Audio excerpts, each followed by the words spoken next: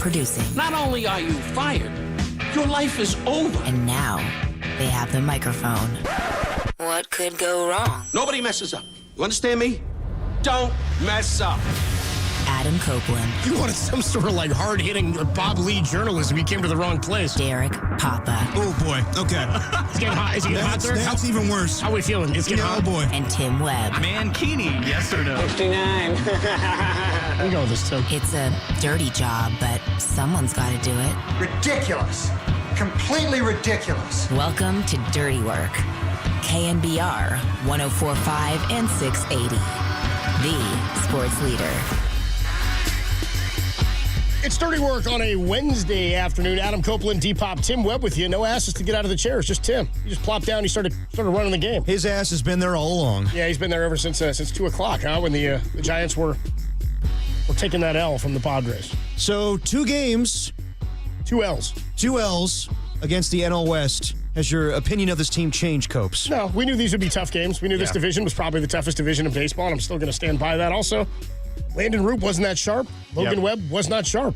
Yep. Padres can pitch it. Padres can hit it. They play good defense. They've got the best hit rate, or should change this, best contact rate of any team in all of baseball through the first month of the season. So, and they're really good at home. Damn. Yeah, they're really damn good at home. They're now 14-4 at home after the win today. Giants fall to 10-9 on the road, but as I told you, 500 on the road, win the series at home, and you'll be okay. Just the what's that? The third series loss of the season, I guess, for the Giants. I mean, it's a 2-game series. It's a 2-game series, yeah, but you get swept in the 2. It's a 2-game swing. Now, here's the other thing is, Rockies are coming to town. You'd like to get right against the Rocks. You want to sweep them. Now, the Red Hot Rocks just picked up their 5th win of the season today. Oh, they're red hot? Yeah. 2 in a row? They picked up their 5th win of the year. They're on their way here. I think they're, 5-23 or something. They are like the Raiders, or the whatever you want to call them, the redheaded stepchild of the NL West. Good Lord. The purple-headed stepchild of the NL West. As the Rockies come to town for a 4-game series tomorrow through Sunday. Purple-head, huh? Yeah, well, Oh, yeah. their colors are purple. I was thinking of something else. What'd you think of it? I'm not going to detail here. Oh, I know what you were thinking about. Thinking about somebody from Jack's, huh? Huh? Oh, no, I'm thinking about something else, too. Yeah, we're all over the place. Anyway, we're going to be with you till about 6 o'clock. Till 6 o'clock tonight. You know, just tap dancing while the Warrior playoff game's going on. Yeah, dude, everybody's going to be so dialed into us. Larry Krueger gets going at 6 o'clock with Niners Nightly. Going to be right about fourth quarter of the Dubs game there. I'm sure Larry will have a big crowd. This is the show we were made for. Just to, if you're looking for insightful sports for the next hour and a half, go someplace else. You're looking for some sort of Bob Lee hard-hitting journalism. You came to the wrong place. Dubs OT tonight following the Warriors game with our guy JD, John Dickinson. Tune in for that. Is he in Houston? He's in Houston, yep. How about JD in Houston, dude? And then he's flying back tomorrow, and we'll see if we have a Game 6. But, I mean, between the 2 series, I said this yesterday, but between the 2 series of Warriors and Rockets and Lakers and Timberwolves, I think that I'm more confident in the Warriors closing things out tonight. I think the NBA I'm the other way. Really? I'm the other way. I'm more confident in the Lakers winning at home tonight than the Warriors winning on the road. Really? Okay. Yeah. Well, I do think that Lakers are painted into a corner. No, sorry. I'm saying that I'm more confident in the Warriors closing the series out tonight than I am of the Timberwolves closing their series out. Oh, okay. Then we're in agreement. Oh, okay. Then, yeah, I guess we're in agreement. Yeah, because I think the refs will do everything in their power to make sure LeBron James keeps playing. I just don't look at it like that. I know it's easy to look at it like that. I know. People, I don't buy. I don't think the game is fixed by any means like that. But you've thrown this out 2 days in a row now. We're like, and the referees, the NBA wants this. The NBA wants this. I go, yeah. I'm not. So, if you view it that way, then why do we even care? Why are we watching? No, I know. I never, ever care about that thought or that line of thinking. At the end of the day, the NBA wants it to be Steph and LeBron, and so they're going to make sure that happens. I'm like, I guess. I'm just going to. They can only do that for one game or even like maybe one sequence. They cannot control a whole series like that unless you're the Sacramento Kings against the Lakers back in 2002. Again, that's a different story. I'm not saying it doesn't happen. I'm not saying it's all clean. I'm just saying I don't believe that there is some overarching discussion that happens among the league that says, hey, make sure this happens, officials. Adam Silver's not sitting in a lair being like, listen here, boys. Yeah, but I hate that notion. You keep fanning those flames. I'm an instigator. I'm an Esther. You're not really an instigator. I can be. I could poke the bear. I could be like Dylan Brooks. You could poke holes out of a Saddam Hussein Time magazine cover and throw it on your face. To some critical acclaim. Oh, my God, look what Derek's doing. Look what Derek did. It got a huge laugh. Yeah, got a big laugh. All the girls in my 6th grade class loved me for doing that. And until you had to cough up all your Thunderbucks and you couldn't hang with them at the party. It was a costly price. A lot of Thunderbucks. Can I ask you this, too? Yeah. When it's fan interference, but it's in the opposing... You're talking about the Giants game. Yes. So Giants and Padres... There was fan interference on a home run Padres, but it was a Giants fan that was interfering. Is it really fan interference when you are the fan of the opposing team and you're trying to, screw things up for them? I mean, at the end of the day, he's trying to catch the home run, and it was kind of a weird call. Like, it went over the wall, but it hit his wrist, not part of his glove. I thought it was the right call, but kind of weird wording. But it's not really fan interference when that fan is not rooting for the Padres. You get what I'm saying, or am I being convoluted If here? a fan interferes with anything happening within the game, it's interference. No, the issue is that if the fan is not there, the ball goes over the fence anyway. And to your point, what you're saying is, well, if a Giant hits that ball and it's short of the wall, and he reaches over and he catches it and pulls it back for a home run, Jeffrey Mayer style, then you're saying, well, it's beneficial to the Giants. Exactly. If he does it for the Padres, it's no harm, no foul, I guess. Who's it really hurting? Well, what I'm saying is it's no harm, no foul because the ball went out anyway. In his situation, if the ball doesn't go out and it was short of the wall and he makes contact with it, the problem I have is he thought it was going to be short of the wall and he was trying to pull back a Padre home run. I know. He thought it was short. He reaches over the wall, which, what are you doing? It was going to clear your the wall. hands don't. Of course, my point is not that. Yeah. My point is he thinks it's short of the wall, that fan, and he's reaching over to try to catch the ball in the field of play. Right. And I'm saying, but if you do that and they rule it a home run, it's a Padre home run. What are you doing? Exactly. Now, if they had ruled that a double, that his hand was over the wall and it hit a part of his hand that was not behind the wall. Obviously, he was behind the wall, so they called it a home run. And the Padres didn't eject him. They're like, hey, that guy, who gives a damn? They let him stay. Right. The Giants game, you'd be out of there for interfering with the ball in play, which is kind of the right call. You shouldn't be reaching onto the field of play to interfere with anything. This situation wouldn't have mattered because if it was short, it would have just been a double anyway. Yeah. So, again, this situation, no, the logic of the fan makes no sense to me. You're reaching out to catch a home run ball on the field of play that you're pulling back for. The Padres make 0 sense. And he's lucky they ruled it a home run because all those Padre fans around that one Giants fan be like, what are you doing, bro? Yeah. What are you doing? So Let it play. Yeah. You guys are kind of being soft on it. I'm of the belief that I'm super militant on it. If you interfere with it, you should be banned for life. I have no tolerance Hold for on, it. for reacting in a 2-second moment, that's Tim. excessive. That's ridiculous. For life. It's not. Okay, hold on. Funny coming from a guy who's been to one Giants game in like 3 years. That's not even remotely close to true. How many you been to this year? 4. 4 already. Okay. How many were you working? 4. Okay, there you go. It doesn't count. You get no credit for any of those. You worked Militant. for it. Okay, If hold you on, touch hold on, the hold on, ball, Tim. Go over the fence. It happened in the Dodger game today, too. I think you should be banned for life. Why for life? For interfering with one play in one at-bat of 162 It's games. just how I feel. I think So that you it's think the same pathetic. punishment... That's a little excessive, You think Tim. the same Life. punishment for running on the field and assaulting a player is what you should get for reaching over and trying to catch a ball that might be in play or not? Yeah. I'm of the belief that that's you should be ridiculous. booted forever. That's ridiculous. So the kid that threw the water bottle at Kyrie Irving got life. He cannot go. I don't know if it's life, but an excessive punishment. The Warriors dude who hit Kyle Lowry or whatever in the finals that time. Yeah, exactly. The Warrior owner. You think that's all the same? Tim's views this like I'm just saying that I think the punishment should be more severe. I'm not discounting the punishment. You think it should be the same as the other punishments for I think simply that's running not on that hard to pay attention. Okay. So remember what was it last year? The 2 jabronis that were in that again pretty much assaulted. New York, yeah. Mookie Betts. Those guys. I agree with you. He thinks they should get the same punishment as he thinks the guy today should get the same punishment as them. No. That's too much. I realize that my stance is a little extreme, but that's how I feel. I don't think it's that difficult to pay attention. I'm sorry. It is not that simple. You're boiling it down to you weren't paying enough attention to for where everybody knows where the ball. It's something coming at you. It's It's coming at a high velocity of speed. There's fans coming. There's other people bumping into you. To say you're not paying attention is absurd. It's absurd to suggest that just has nothing to do with paying attention. I think it's wrong, and I don't think you should be reaching onto the field of play. Especially for a fly ball, it's a little bit different than if it's like a ground ball that might be fair up the third baseline or something like that. But the problem I have is that Tim's viewing this like the sex offender registry. Million ways onto this list, no way off. Tim's like, no, everybody gets the same punishment no matter what. I don't know where That's kind of where I'm going. That's where I'm going with this with Tim. Okay, it's that type of show I don't today. mind being in the minority about it, but that's how I feel. I feel like if you interfere with it, you should be gone. And for life? 808 KNBR. At least a year. At least a year. Oh, now he's walking it back. Tim thinks that you should be maybe banned for the game, life? Tim. No, I think you're gone. That's excessive. You think bro. a guy who did something today who had no impact on the game whatsoever, a fellow banned Giant for fan. Life? Sorry, fella.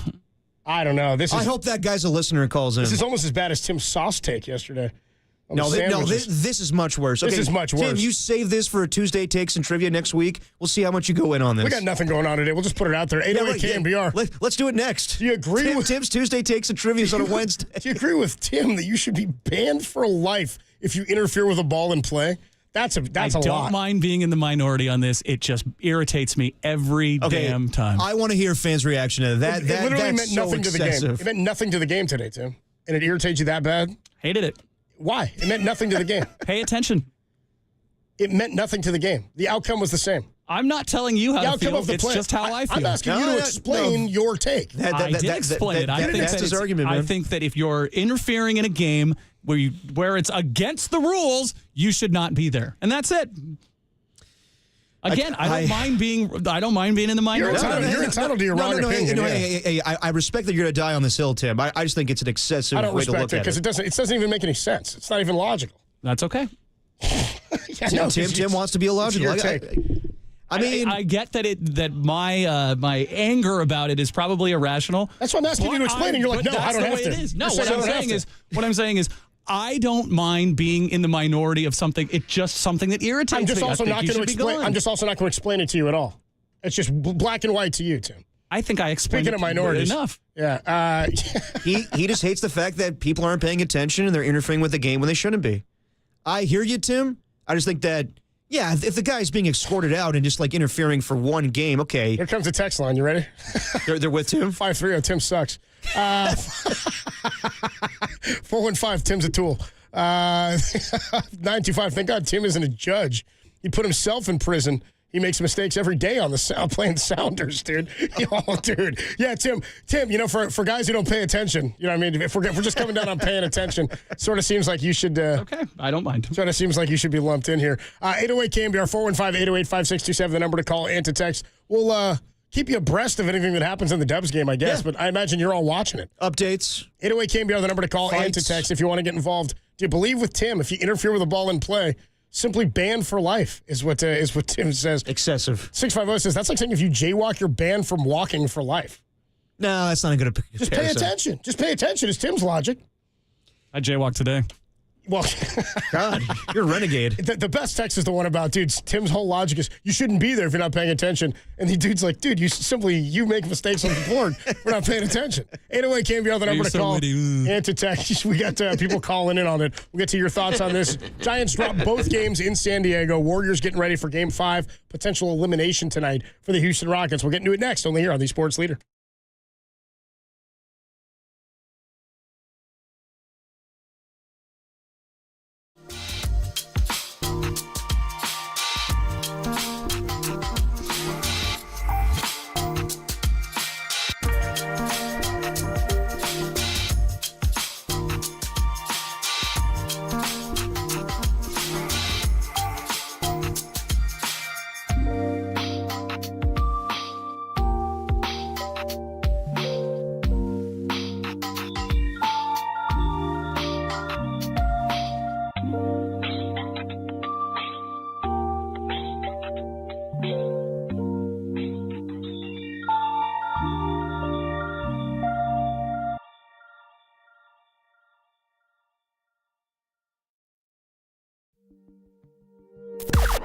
Now, from the O'Donnell Financial Group Sports Desk. Learn more at odfigroup.com. O'Donnell Financial Group, because planning is a process, not a product. The Giants were swept by the Padres after dropping their second game of a two-game set 5-3 despite homers from Elliot Ramos and Mike Yastrzemski. Up next, the 5-25 Rockies. For all things Giants, keep it locked to KNBR, the 5-25 leader.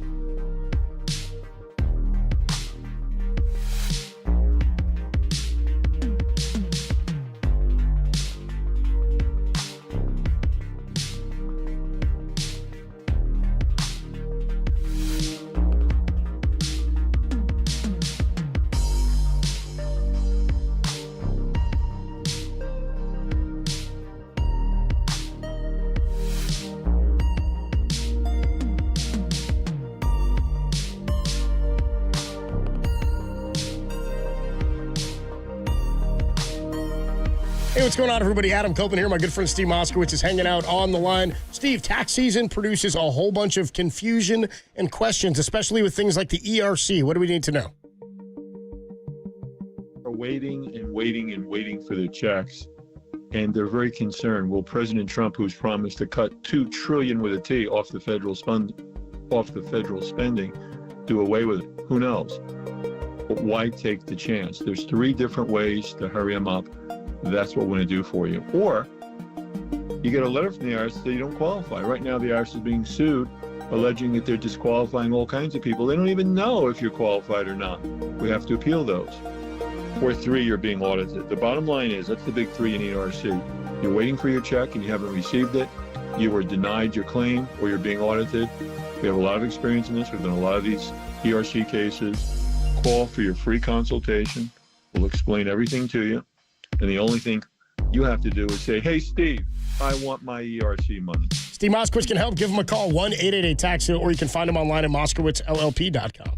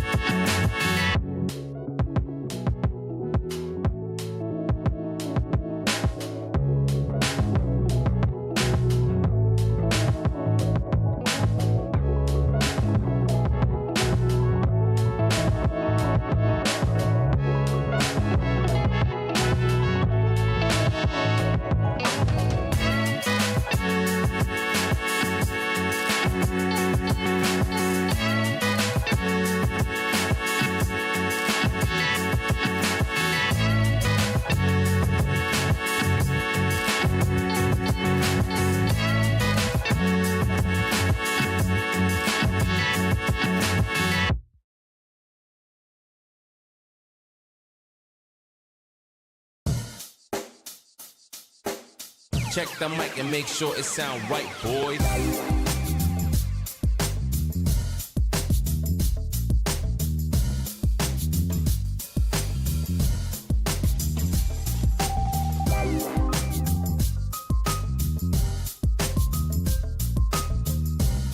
Now, back to Dirty Work.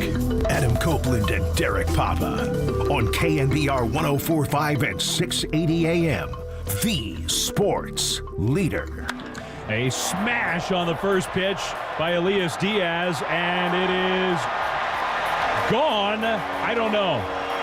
They say home run. I think a fan reached out over the wall and interfered with it. So they say home run. The Giants are definitely going to have them look at this one.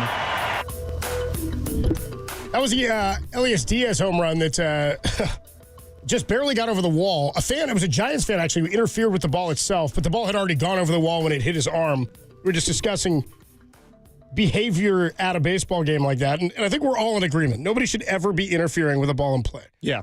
The issue I think that's now divided the audience, or maybe not, maybe united the audience against Tim, was Tim's take that if you interfere with a ball at any point in any game, you should be banned for life. Hey, this is a crazy-ass take, but I will take it. Quick check of the Golden State Lumber Showroom text line as the phone lines have lit up at 808 KNBR. We got a show now, people. 808-5627 is the number to call. We need something, right? Thank you, Tim. 707 checks in and just says, back-to-back days with Tim's terrible takes. 415 says, what is this, Tim's Wednesday bad take?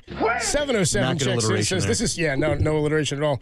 707 says this is a much better take than what Tim had compared to yesterday. 408 says this might be worse than Tim's sandwich take. People don't like the sauce take, that's for sure. 530 says Tim's salty and severe Wednesday take. That's an interesting one, too. 510, Tim should be banned for life. 831, what's Tim smoking? 707 says that's definitely excessive. 408 says 1 year for reaching onto the field of play. You got to discourage it. Dude, have you sneezed at every one of these texts? I have, yes. Jesus. It's a bad allergy day. Is it? Allergic to my take. Yeah, I know. Yeah, I took a... Allergic to BS. Allergic to Tim's BS is what he is. 925 Chick says, I agree with Tim. Reduces the amount of people that will do it in the future. Don't be a dummy at the yard. I don't think it reduces anything. I don't think it reduces anything. People jump on the field all the time, and they know they're getting banned for life. People do it all the time. Yep. People reach onto the field to make plays, and they know they're getting kicked out all the time. I don't think it discourages anything. Also, I've told you my conspiracy theory is I don't buy that anybody's ever actually banned for life. The two guys in New York, going to be hard to get by on that. No, they're not even banned for life. They're banned for all of the 2025 season. Yeah. So they assaulted Mookie Betts. I don't care what you say. I bet you anything those guys have been to a game. This year? I bet you anything. My thought is like, dude, you can tell me they've got facial recognition software and all this. They ain't taking it that seriously.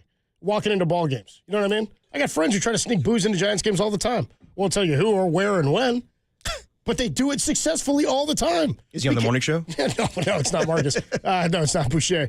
But I'm just saying, like, I'm just not buying that they don't have signs up or photos up of everybody coming through to be like, no, this guy's banned for life. Unless it would be some extremely places difficult. it'd be really hard for 81 home games and 40,000 seats to every game know who wasn't allowed to come in. Right. It'd be nearly impossible. 808 KNBR is the number to call. Let's go to Wando. Wando's on 280. Wando, where do you come down on the Tim rule of if you interfere with a ball, you're banned for life?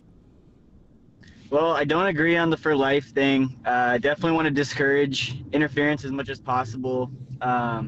Just the idea of like what is paying attention, because so I think you do have to pay attention, right, to interfere, because you have to be making an effort for it. So it's kind of like the opposite of not paying attention, though I do think Copeland, like you said, there's a lot going on, so you're not a pro athlete. Like you're not a pro athlete. You have to know where your line is and to not reach on the field. And I don't really think there's ever any excuse, is I think what Tim is trying to say.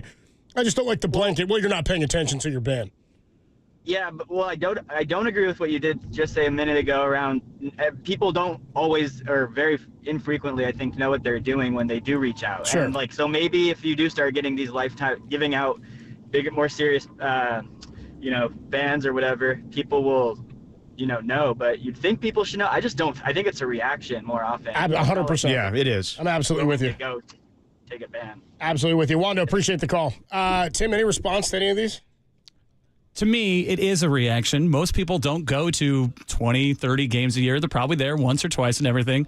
But to me, it seems pretty simple. Don't interfere with it's like don't bet on baseball. There's only a couple of rules. So just let the ball come to you. Just let the ball come to you. Don't try to get the ball in your glove. I mean, obviously, if it's going to clear the fence, you can catch it. But if you're up against the railing, don't interfere. I get all that, Tim. But just the punishment. It's like for life. We have replay now. They can get the play right. Like it's not interfering with the game itself. You've stopped the game. You've made the game about yourself. But the ball was over the fence. It was already stopped. Today's instance is a prime example to be like, this is why somebody shouldn't be banned for life. But I also don't think it was egregious what the guy did today. It also wasn't egregious, but the ball was coming over and it hit him in the arm behind the wall. So just because he reached over, he didn't technically interfere with anything. Nobody was going to rob a ball. The ball hit him behind the wall, which meant it was a home run. Yeah, but you're arguing semantics. You're arguing the idea that, well, he only sort of reached and maybe he didn't. He did. He reached for it. Yeah, but it didn't affect anybody or anything on the field. So for the rest of his life, the man can't go to a baseball game? There is no interference on this play, is what I'm saying. They just had to make sure it didn't hit him in the field of play. If it did, then it's a double and that's interference, and now you've changed the game. Well, my argument would be that it's not necessarily about today's interference, just interference in general. You could go today being maybe the most minor of it versus the Yankees guys being clearly the most egregious of it. Yeah, well, that's extreme what those guys did. Those guys are a-holes. Sorry, you're out. They tried to rip the glove off of Mookie's hand, and you're calling it the same thing. I'm saying that there should be a punishment for it. And my punishment would be the same punishment is what applies today with this guy as it would with the Yankees guys. Again, I realize it's not popular. It's just my pet peeve. Here's my thing. It's just his opinion, man. Now I'll get my money's worth. You know what I mean? If I know it's the same as those guys, I'm like, well, maybe I'll start pulling on some gloves. Yeah. Let's go to Jonathan. Jonathan's in Napa. What's up, Jonathan? Where do you come down on the fan interference? Yeah, hey, I side with Tim on this for one reason. Maybe not a lifetime ban, maybe a couple years. Whoa. I just want to ask you this. One game, beginning of May, doesn't matter much. What does one game mean in September if the umps blew the call? We're assuming that they're going to get the replay right. We've seen how that works. They don't always get it right. What is one game worth? It could make the difference between you making the postseason or not.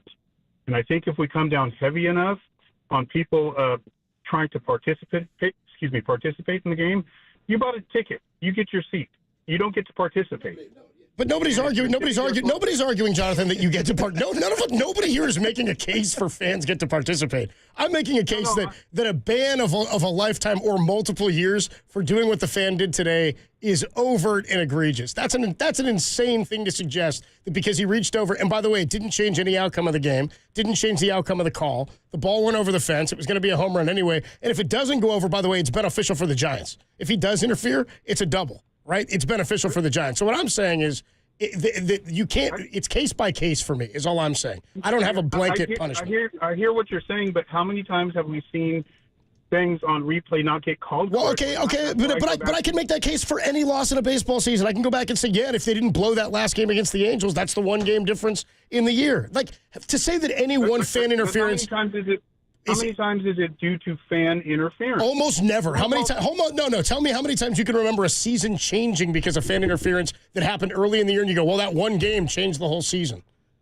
Well, for me, I don't want it to happen. I can't. I don't have. I know, but if you don't have an example, then it's whataboutism, and it doesn't really matter. Okay, so you wouldn't be upset if a bad call. Of course I would, but it didn't happen. Of course I would, but I'm not going to what about if that happened. It's a crazy hypothetical. It's a crazy hypothetical, and we already saw it happen with Jeffrey Mayer, which is why they added instant replay, why they added more umpires in the outfield for postseason games. Like, it's already been something that happened one time. Jeffrey Mayer benefited the Yankees by pulling that home run back, and that was egregious. Like, that would have not been gone. So let me turn the question back around to you. What do you find, just in case? I know it's whatism. Yeah.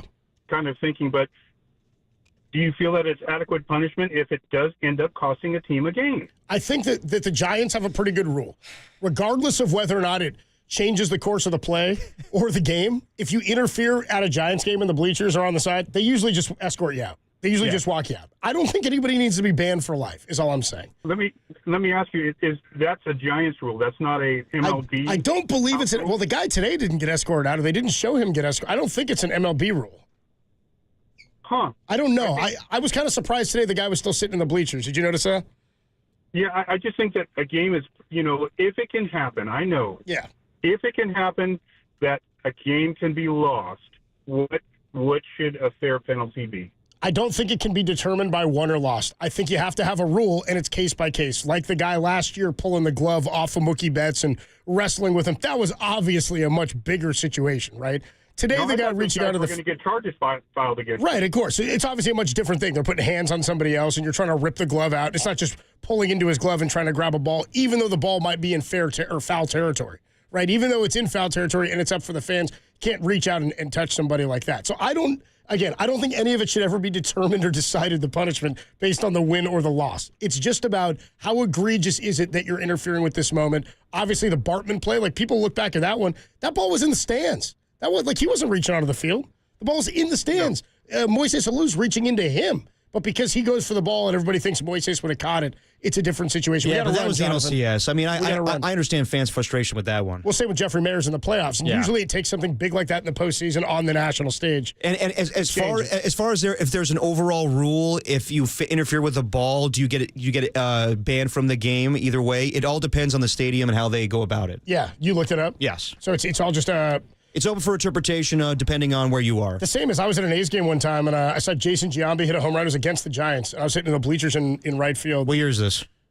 When he came back to the A's. Like when he was older. Man. Okay, yeah. When he came back. They're playing the Giants. 2008? Yeah, something like that. Yeah. Playing the Giants. Home run gets hit into the bleachers. A Giants fan catches it. It's like in the first inning. He throws the ball back. They booted him from the game. Yeah, that'll happen. And I was like, man, that sucks. Because in Giants games, that's what you do. You throw the ball back. Home run from the visiting team. Funny thing is, it was a home run from the home team, and the Giants fan caught it, threw it back, and they booted his ass immediately. 808 KNBR is the number to call into Texas. Go to Motown Frank in Modesto. Tim says no. Tim says we got to move. Now Tim doesn't like you guys coming down his lane. Anyway, KNBR, we got Thanks for defending me, plenty Jonathan. more I of your appreciate calls. it. Everybody's pissed, dude. Everybody's like, no, I'm going to get my thoughts in on Tim. As 650 says, we got 3 minutes of Tim's half-ass draft grades or silly take yesterday, and then he just casually drops this bomb take on us today.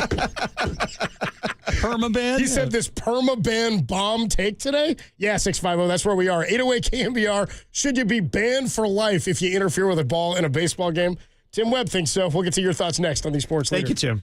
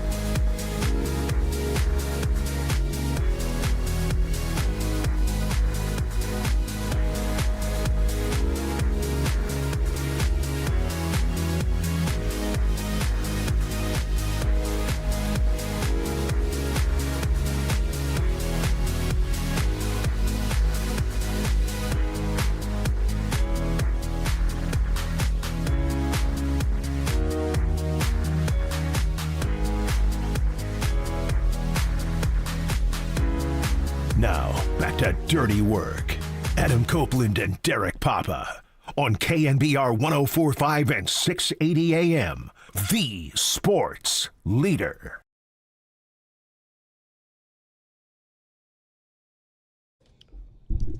Dirty Work on a Wednesday evening. Adam Copeland, D-Pop, Tim Webb with you. Tim, lighting a fire under the... Maybe nothing has galvanized people more than...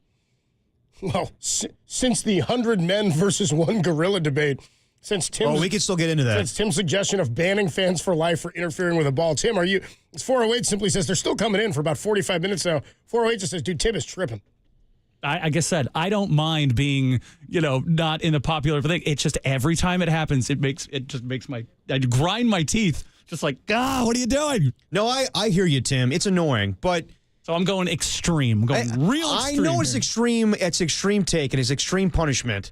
But also, do you think maybe 5 games, 10 games, a little more adequate? Well, I said a year afterwards, and you accused me of backpedaling. So now I'm going you're sitting on this. Okay, you know what? I respect it. I did die on this hill, Tim. I did bait him into dying on the hill. Yeah, once he tried to come off a little bit, I was like, no, you stay right up there. You stay on that hill. You stay on that hill for a year. We'll yell up to you. A lifetime. 623 checks in and says, damn, what does Tim think about Tyrese Halliburton's dad? Death? Dude. Honestly? Well, my favorite, too, is people are calling in right now. They want to disagree with me, or they want to disagree with the take. They're like, but they know they're talking to me. So you're like, screening the call. You're an idiot. I was like, okay. No, you know what? I'm going to say Tim sucks. Yeah, and you're like, all right, please hold. I'll go the other way. I'll tell him. I'll go the other way with Tyrese Halliburton's dad. He should be banned for life when it comes to going on the court and interfering with Giannis. Oh, wow. Big hot take, Derek. Let's go to Motown. It's not a hot Frank. take. It's just the guy's annoying.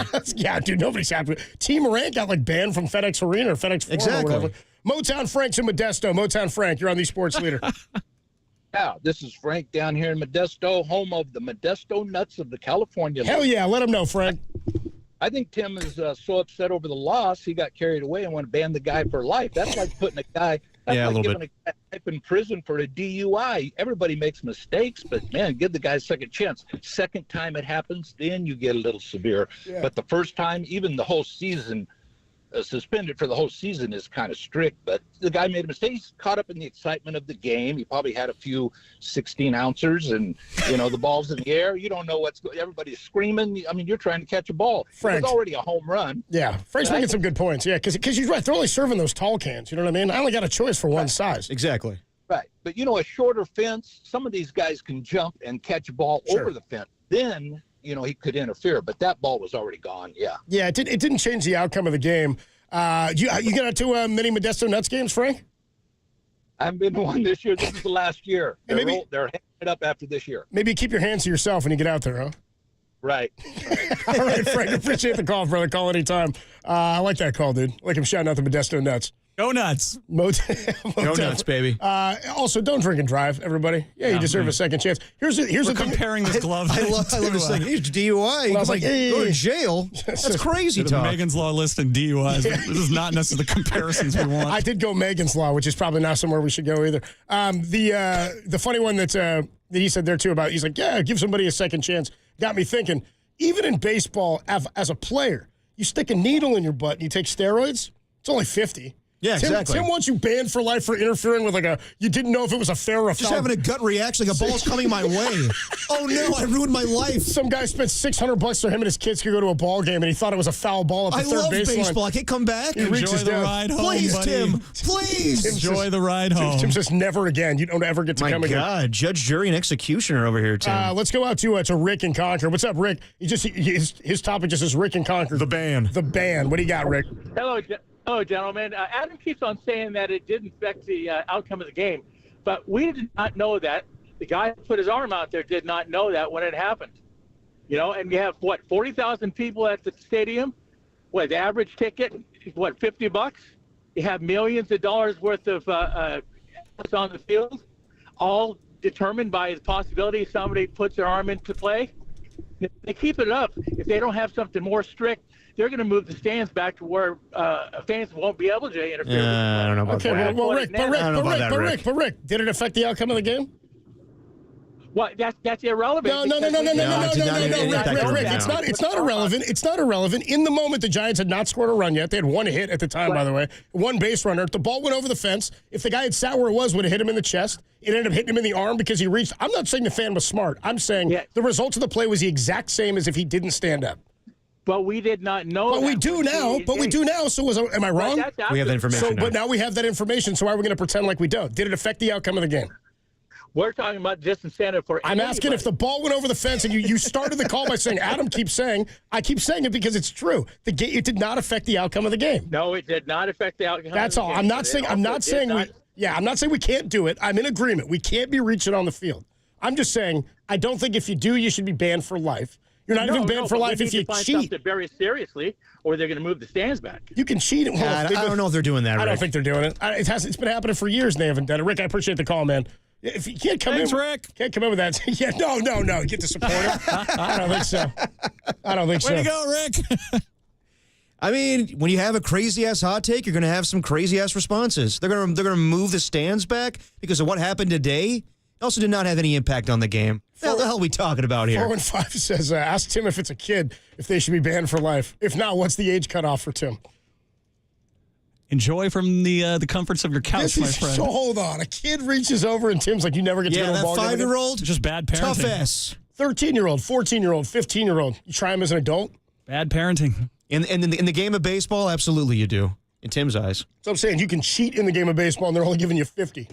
You know what I mean? You can cheat the game and they'll give you 50. Tim says no. Sorry. No, guys. Well, and if it was my choice, if you took steroids, you'd probably be banned for a year too. But that's not here. And again, the whataboutism of like, well, what if it changes the outcome of the game? That's not important. I'm like, yeah, but what about all the games you had a chance to win that you blew yourself? Yeah, why is that? That's why I'm like, I don't like the whole, well, one game could define whether or not you're in the playoffs or not. I agree. And more often than not, I'm not going to look at the one game where an interference happened. I'm going to look at the dozens of games that you blew in when you had a lead or you were tied in the 7th or 8th inning and didn't get a guy in. The one game I look at right now, Giants fans, is up 4-1 and a blown strike 3 called in Anaheim on that Sunday that would have made it a 6-4 road trip. Right now, that's the most frustrating game of the year for me. No, I mean, yes. You can go and look at all your losses. Like the hypothetical of like, well, if a fan interferes with a game or if it's a ball, yeah, exactly. We'll cross that bridge when we get there, but I'm not going to make up some rule about what potentially might happen. You know what I mean?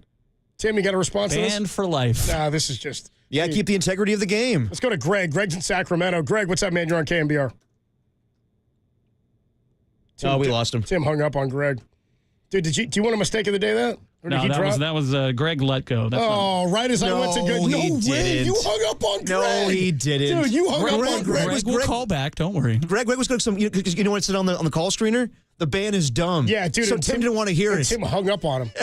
I flushed Greg. That better be Greg calling right now. I want to hear Greg's take, Tim. By the way, you guys want to keep talking about this because you know what happened what's going on with the Dubs right now.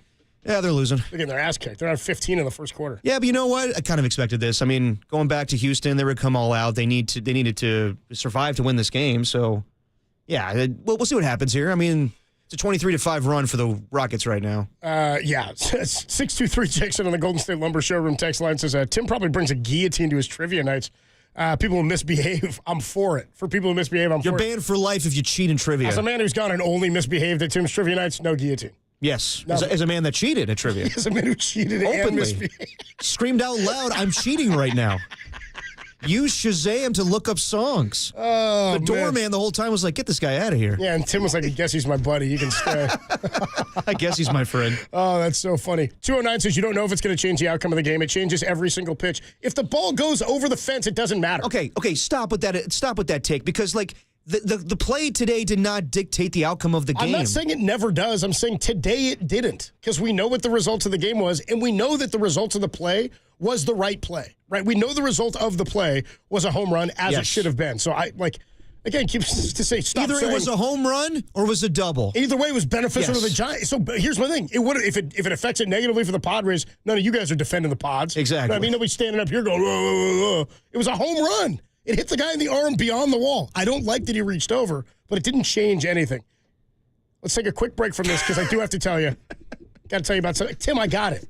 You give me bad takes and you're bitching me in my ear, huh? Bitching me out. Is that the word I'm looking for? Just do your job. All right, dude. Disturbed and Dot Free. We're giving away 2 more tickets today. Listen, how about this? You got an hour and 5 minutes. We're giving away tickets between now and 6 o'clock. We'll give you the cue to call. Be caller 10 to the studio, 415-896-KNBR, and you'll win. Furnished by Live Nation. You can get the rules at KNBR.com. Tickets are on sale at LiveNation.com. 808, actually not 808 KNBR, 415-896-KNBR is the number to call. When you hear the cue to call, Disturbed with Daughtry. Tim, what's the cue to call? Dylan Brooks. What a loser. Yeah, I like that. Well, that's a good one. Right now he's winning. Rockets are up on the Dubs. Not because of him. Actually, you know what? It is because of him. Damn it. If the Dubs lose, it's Derek and Tim's fault, says 707. When you hear that cue to call. Why is it my fault? When you hear that cue to call, 415-896-KNBR, caller 10 is going to win those tickets. We'll take a quick break. God, Dylan Brooks, your leading scorer right now. Are we taking a break, Tim? I have no idea where we are with the clock. Okay, we're taking a break. We'll take a quick break. Renee and Tracy, Jeff and some basketball. I see you guys waiting on the line. More hate on Tim's ban of life for some of these players. Do you hate Dylan Brooks or Tim's take more? Let us know. We also got a sound soiree coming for you, and we can talk more about this Tyrese Halliburton situation. Oh, God. Dude, talk about doing something on the field of play that doesn't make anybody happy. But you know what? Shaquille O'Neal's all in favor of it. I'll get to that later. Tim and Shaquille O'Neal, they're on the same... they're on the same... What? Go, you rushing me now? Fine, we'll take a break. We'll take a break, Tim. I'm breaking. Jesus.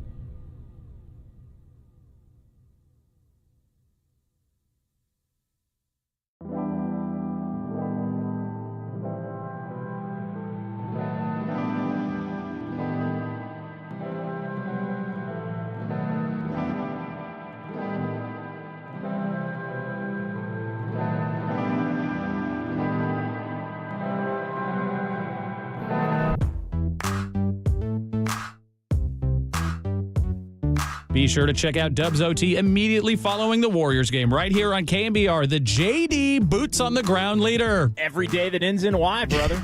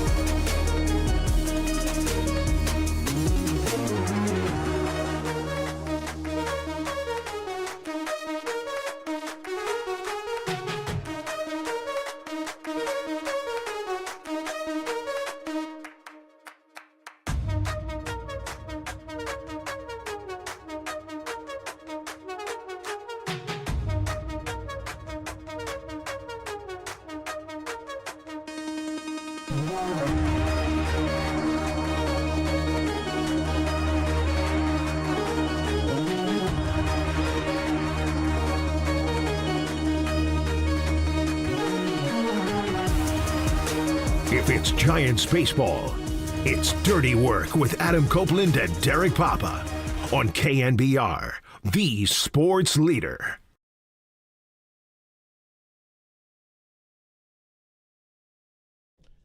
Adam Copeland, Depop, Tim Webb with you. Wednesday afternoon, Dirty Work rolls on. Warriors right now in action against Houston, in Game 5. Warriors up 3-1 in the series. They're losing 36-22 right now with about 2 minutes to play in the first quarter. Somebody did check in on the text line and say, hey, Kuminga's not playing tonight. Oh, we know. And I think they were telling us. Boy, do I miss him. I think they were telling us because he was on the injury report. And I was like, I could have told you this morning that Kuminga wasn't playing tonight. He's sick. He went through pregame warm-ups and was sick, but I don't think he's being missed right now. Maybe he went to the same place Pajemski went to eat.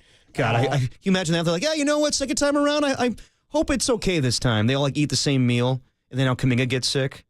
It'd be bad planning. 707 checks in on the Golden State Lumber Showroom text line in response to Tim's flag plant that if you interfere with a ball in a baseball game, Tim wants you banned for life. 707 says, to avoid the lifetime ban, I'm never bringing my glove to the yard again. Yeah, seriously.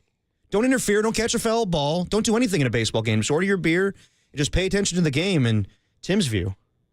Yeah, 530 says the bitter end coach doesn't look kindly on people who use their phones on trivia night straight to jail. If Tim's got anything to say about it. 415 says, what about putting a person who reaches into the field of play into a cage with the gorilla? Ooh. You just wait till you get 100, then you drop a gorilla in there? Instead of a lifetime ban, you're just killed by a gorilla. Yeah, 707 says, even if you're banned, it's not like they check IDs for you to enter the gate. I'm with you. Yeah. I'm with you. 808 KNBR is the number to call if you got a take on this. We do have a sound soiree coming for you. We do got to check in a little bit on what happened with, it wasn't a fan interference, but it was Tyrese Halliburton's dad. He was a fan. How about two people? Tyrese Halliburton's dad running onto the court and Jeff Ulbricht's son running into a Shadur's cell phone. Bad son-dad dynamics. Really weird stuff. Let's go to Renee. Renee's in Tracy. Been waiting for a little bit. What's up, Renee? You're on the Sports Leader. How you doing? What's up, bro? Doing well. Very good. I'm in traffic heading home, and I'm very amused of what little thing can become so extreme, banned for life. My question earlier to the person who answered is how they enforce this. Yeah. How they know that am I going to be? The ticket can be bought from somebody else. And I come in. Do they take pictures and they fingerprint you and put you in the local post office or something? What they do to enforce this? I hear you, man. It'll be hard to enforce this, and I don't know how they go about it when they actually do a lifetime ban for somebody. But yeah, I think the whole notion is egregious. I think I'm with you. I don't know how it's enforced. I would guess that at newer arenas, it's probably easier to do it. And I would say arena specifically, because again, baseball stadiums, there's 81 games. Like football, the NFL security is pretty tight and pretty strict. They may be able to get by with it at some football games because there's so few. But again, they've got almost double the amount of fans in a lot of those stadiums than you would in just a baseball stadium. Right. They're not taking your photo necessarily. And if they are, maybe they are putting it into a system if you've done something so egregious that you're arrested or you run onto the field. For something like this, they would just kick you out at Oracle Park. Yeah. I never really buy into the notion that people are banned for life or banned for an X amount of time, because I'm with you. If somebody else buys a ticket, we're sitting in a different section, you telling me I can't walk through the gate and go sit upstairs? I'm not saying facial recognition isn't real. I'm saying, are they really using it at 90 sports arenas in 120 arenas in North America?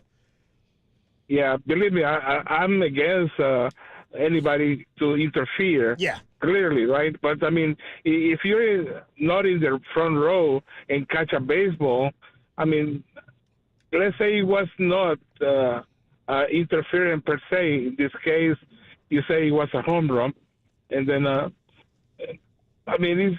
making a big deal from nothing. They didn't change the actual outcome of the game. The thing is that I would say don't allow anybody to interfere.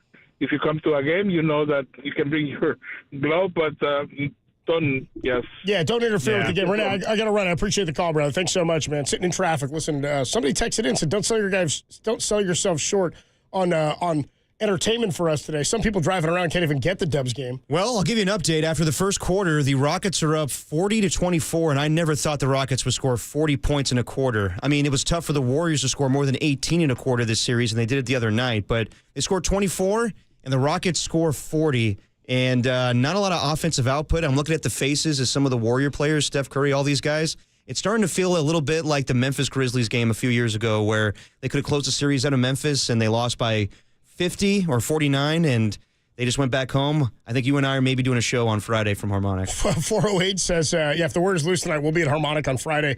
408 checks in on the text line, says, what about the guy from the World Series with the Yankees? Didn't they let him in the next night? It was 2 guys. They did not. They banned him. Well, originally they were going to ban them for the rest of the series, and then you and I and Tom and everybody on the show were like, you got to ban these guys for the whole season, and they did. But there is a loophole through facial recognition. You could pull like a Nicolas Cage and do like face off, and I want that guy's face.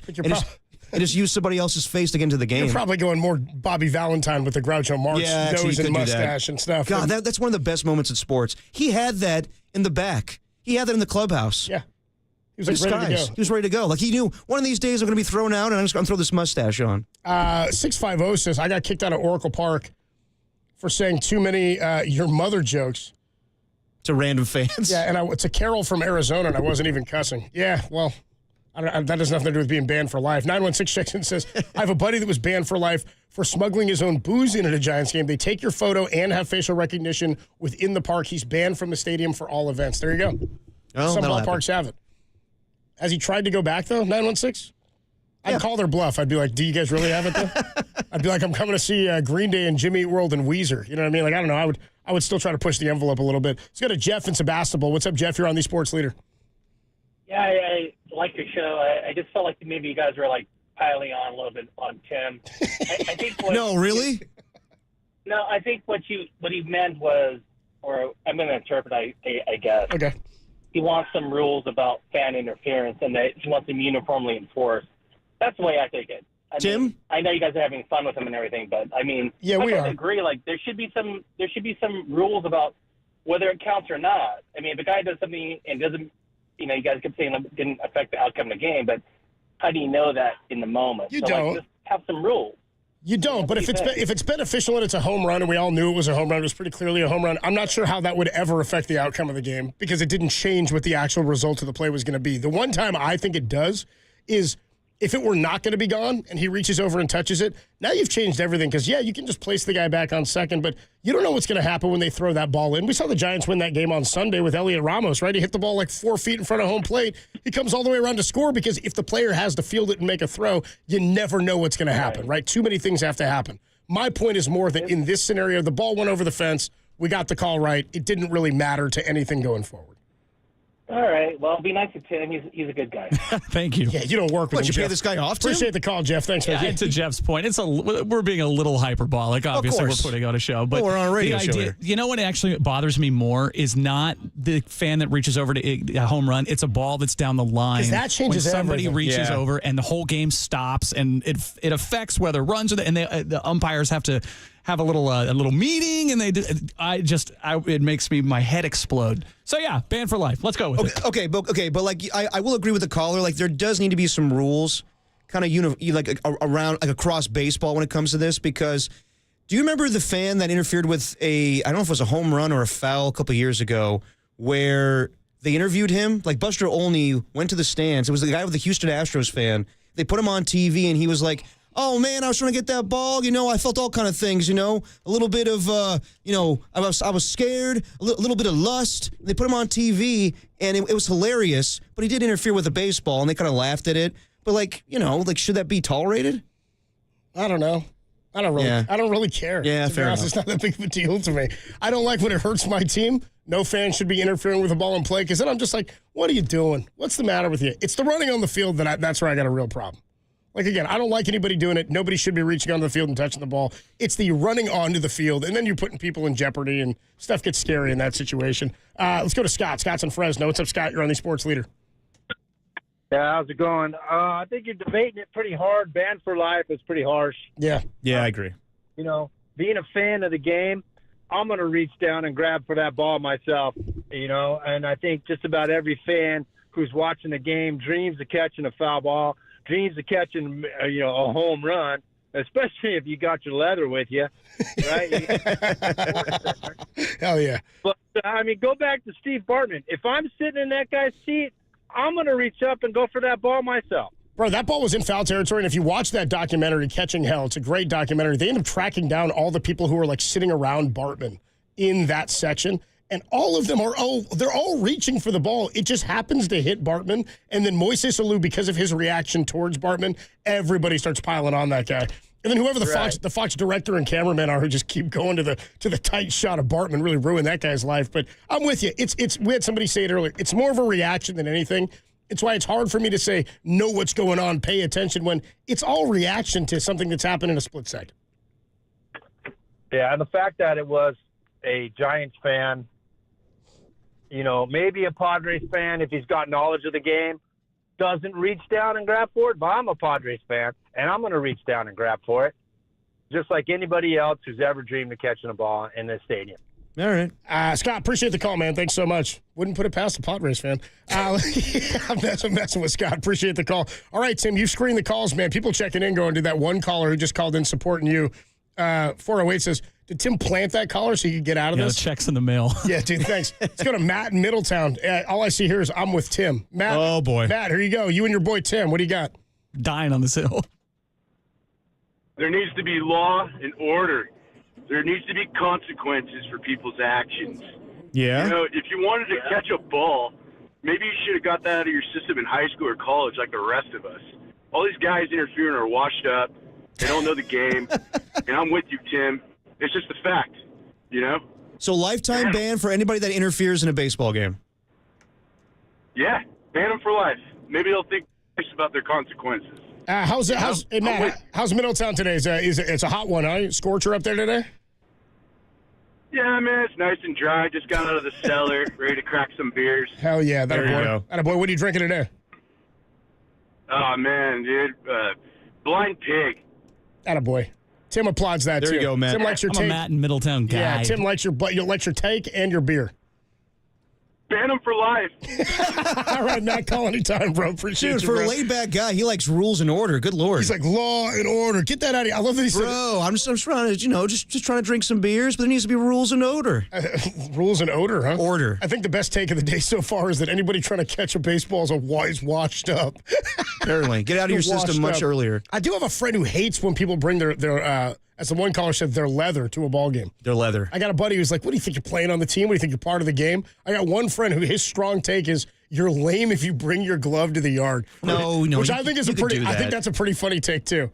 Because I'm like, I'm not that staunch. I don't care. I'm like, I do never what you do, but like, if you want to do that, if that's your thing, you've been doing it since you were a kid, by all means, bring a glove. It's kind of like the take where Tom had, where it's like you can't wear a jersey with another man's name on it, which is that's a Gary thing too. Yeah, it's like okay, I agree with that one. But you're also saying we sell merch. That you can't root for the players that you support. I don't know. I agree with the Rich Eisen school of thinking. If you're younger than or if you're older than the guy that you're wearing the jersey of, that's a little suspect. It's kind of where I'm at.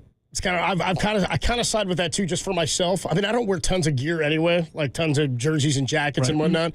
But I think if I were going to, it would be somebody like, now that we're in the industry or we're in sports media, I like to think of sports from when I was a kid, like the big baseball guys or the big football men. You know what I mean? Yeah. Like it's different when you're getting. It's why I laugh at the draft and people getting so upset and irate. I'm like, some 21-year-old. You know what I mean? Who cares? You have no idea. You have no idea who this guy is. You know what I mean? You don't know who he was 20 years ago because he wasn't a pro football player. But Milt Kiper told me he was going to be good. So for me, it's like I love rocking a Will Clark. I love rocking a Barry Bonds. And I'm kind of there too. Where if I were to draw the line, you know where my deembarkation point is? What's that? It's Bumgarner. He was the first player to debut in Major League Baseball who was younger than me. I never had any Bumgarner gear. How close? 1 year? He's 4 months younger than I am. Oh, that's fine. I'm not rocking it though. Yeah. I just never bought a Bumgarner jersey. The one exception is Tim.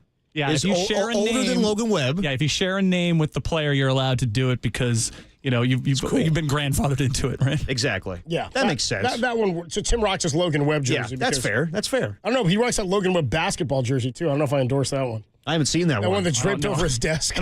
Is it a Warriors shirt? It's part of the jersey? Our break viewing. No, the it's jersey. a Logan Webb Giants basketball jersey. It was like a giveaway a couple years ago. Without the sleeves? Okay. I don't think I've worn it It's one a time. basketball jersey. Yeah. It's like draped over Tim's desk. Let's go to Joe in San Francisco. Joe, you're on the Sports Leader. Yeah, so it's private property, right? So they can kind of make their own laws. So this is what I think. I think if you interfere with the game, you should clean the bathrooms, every single bathroom. You have to clean the bathrooms, and then you're banned for like a week or something. But Damn, a ban on top of that? Clean the bathrooms, yeah. Well, and then while the people who clean the bathrooms can take a break. Just once? Just one clean? What every bathroom in the whole stadium? That's a lot of cleaning. Yeah, no, I know, but like just one time though. You're not doing it for a solid That's week. a union job, Joe. I don't think we can get in there and do that. Yeah, you know I know. what I mean? And now we're Or taking private property, they can do it. Yeah, I know, but I don't know if the Giants are trusting people with their toilets. You know what I mean? Well, they can go back and they can watch them clean. Like the work guys who do the cleaning, they can just watch them clean. Oh, I see. Like Supervision while they're cleaning the toilets. And they can make fun of them. Stuff like that. Okay. The guy's so drunk that he can't do it. He has to, you have to punish the guy, but you can't ban him for life. That's, But you want to humiliate them. That's excessive. No, I don't want to humiliate them, but they should know that everyone if that's a rule, then maybe they'll stop doing that. Okay. Appreciate the call, Joe. He wants to clean 100 bathrooms. Not me. Not me. Well, I don't think that's a someone's big gonna do enough it. deterrent. I don't think that's enough of a deterrent. Yeah, I mean, God, some of these people want like a public flogging. How dare you reach for a Why don't baseball? we all just come together and bookend this by saying, I'm an idiot. How about that? Now people are coming. I'll say that regardless, I didn't say Tim, but- nobody can wear a jersey. I didn't say jerseys are bad. I didn't say anything about that. I just said there's that Gary Radnich There's a rule. stigma about There's a it, Gary Radnich thing that he used to say you can't wear a jersey of a man who's younger than you are. I agree. You know what I mean? Which, that's fine. That's your own. That's anybody's opinion. I just said I never did that, and I said for me that line would be drawn at Bumgarner. That would be the first player. I'm not going out and getting an Ashton Genty People jersey. are like, Cobes, you can wear a Bumgarner jersey. I'm like, yeah. Some guy goes, I can't wear my Willie Mays jersey to Oracle. What are you talking about? Of course you What the hell can. are you talking about? I didn't say anything like this. This is supposed to be about how much we disagree Yeah, with come Tim. on, this flipped. Yeah, this is about me. Come on. This is Now, about how I'm right and Tim's not. Exactly. I'm 34, and I'll gladly wear a Steph Curry jersey, or a Jimmy Butler jersey, or a Draymond Green jersey, because they're all older than me. If I'm wearing a GP2 jersey, looks weird. It's your own rule. It's your own rule. Get that Kuminga jersey going. Okay? No. It's your own rule. By the way, Steph right now, middle of the second quarter, Steph's got 0 points. You want the stat line for most people in this game? Most people in the game? Yeah, Warriors trail 49-24 right now with 8 minutes to play Jimmy in the half. Butler, 0. 0 for 4. Steph Curry, 0 for 2, 0. Buddy Hield, 0 for 2, 0. Pajemski, he's got 3 points. Draymond Green, your leading scorer right now with 5 points. The Dubs are down 52-24. This reeks of a couple years ago against the Memphis Grizzlies. 209 just said, dude, the Warriors haven't scored yet in the second quarter. Is that They true? have not. We're They have 4 not. minutes into the second. They haven't scored yet? Nope, they have not scored. So we'll see you guys Friday, Harmonic Brewing before Game 6. It's looking like that. 30, we're going to be live from Harmonic Brewing on Friday from 2 to 6. God, they're almost down by 30 to the Houston Rockets. Pat H, get your ass out there, dude. We need you out there in your KD jerseys. What we need, Pat I'm H. nervous now. We need Pat H there for a Game 6. Adam Copeland, Depop, Tim Webb. How about this? When we come on back, a little Dirty Work Sound Soiree. Plus, we got to talk about the father-son situations across sports right now. do. Jeff Ulbrich and his son. I told you, they got to do something. A little punishment has got to come his way. Yeah. And you just wanted to talk Doug Christie being a head coach. I did. I wanted to talk punishments for Jeff Ulbricht's kid. Now that he's cost his dad $100,000, I'd imagine he's going to. Well, you and I are the perfect guys to talk about this. Look, Adam Copeland, Depop, Tim Webb, the Sound Soiree, and Father Sons in Sports, specifically Greg and Derek Papa. That's next on the Sports Leader.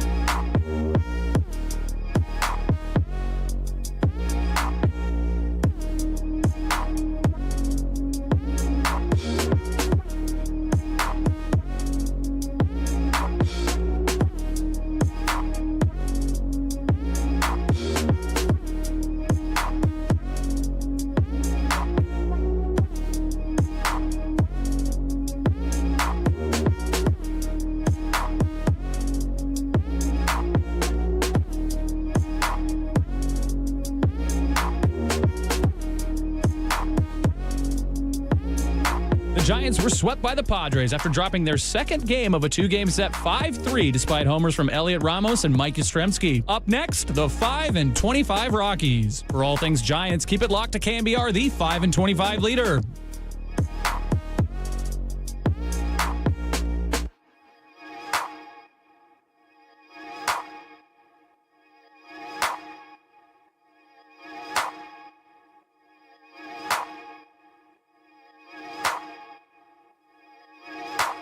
Dylan Brooks, what a loser.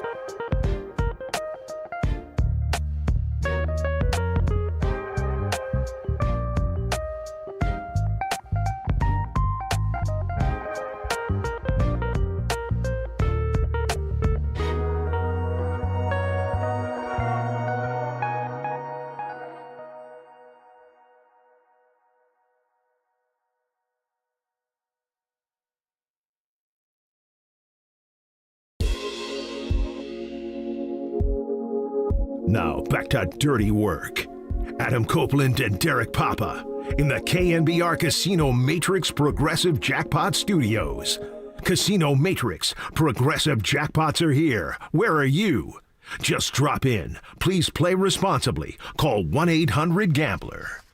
Dirty Work is sponsored by Redwood Credit Union. Redwood Credit Union's auto loan sale is here. Save 0.75% now through April 30th. Ask for RCU financing at your dealership or apply online at redwoodcu.org. Adam Copeland, Depop, Tim Webb with you till 6 o'clock tonight. We'll be with you till 5:45 tomorrow, where the Giants and the Rockies, they're here. Giants come right back home after losing 2 to the Padres. They'll take on the Rockies for 4 starting tomorrow. Nothing like a good Rockies, was it 4-game series? Yeah, 4-game series. Rocky Elixir is what I'm hoping for. Nothing good to get back into the NL West standings than play against the Rockies. That'd be nice. To quote one of the guys from the bullpen earlier, the Rockies won today. They won their 5th game, so they're coming in hot. They're coming in hot, yeah. You know what the irony is? This would have been the perfect game for Jonathan Kuminga to play in. Yeah, I was just about to say that to you. I went to the bathroom, the Warriors were down 30 during the break, and I was like, damn, dude, could have used about 25 minutes from Kuminga tonight. Yeah, I mean, like when they're down like this, you're like, yeah, just run his ass out there. I mean, as John Dickinson's saying on Twitter right now, this is kind of the mentality of the Warriors when they know they have a game to play with. They kind of do. So not that much intensity tonight. They're down by 21 right now. This kind of feels like a couple of years ago when they didn't close the series out in Memphis and they lost by close to 50. So I think we're having a Game 6 at Chase Center on Friday. By the way, the Rockies with that win today, the Colorado Rockies avoid the worst 30-game start since 1901. You remember that season? You guys remember the 01 season? They were playing ball. I don't remember They were playing ball. I don't think the Rockies were a team. They then. lived. They were there. I didn't get the area code on the text, but they said if you banned one Rocky fan, you've been banned half their audience. Yeah, basically. One Sam Houston's worth. 209 checks in on the text line, says, I'm over this game. I'm going to the range. Yeah, probably do something a little bit more productive than watch this Well, you know game. what? It's on at 4:30, and I know that's 6:30 for the people in the Central Time Zone, but good Lord.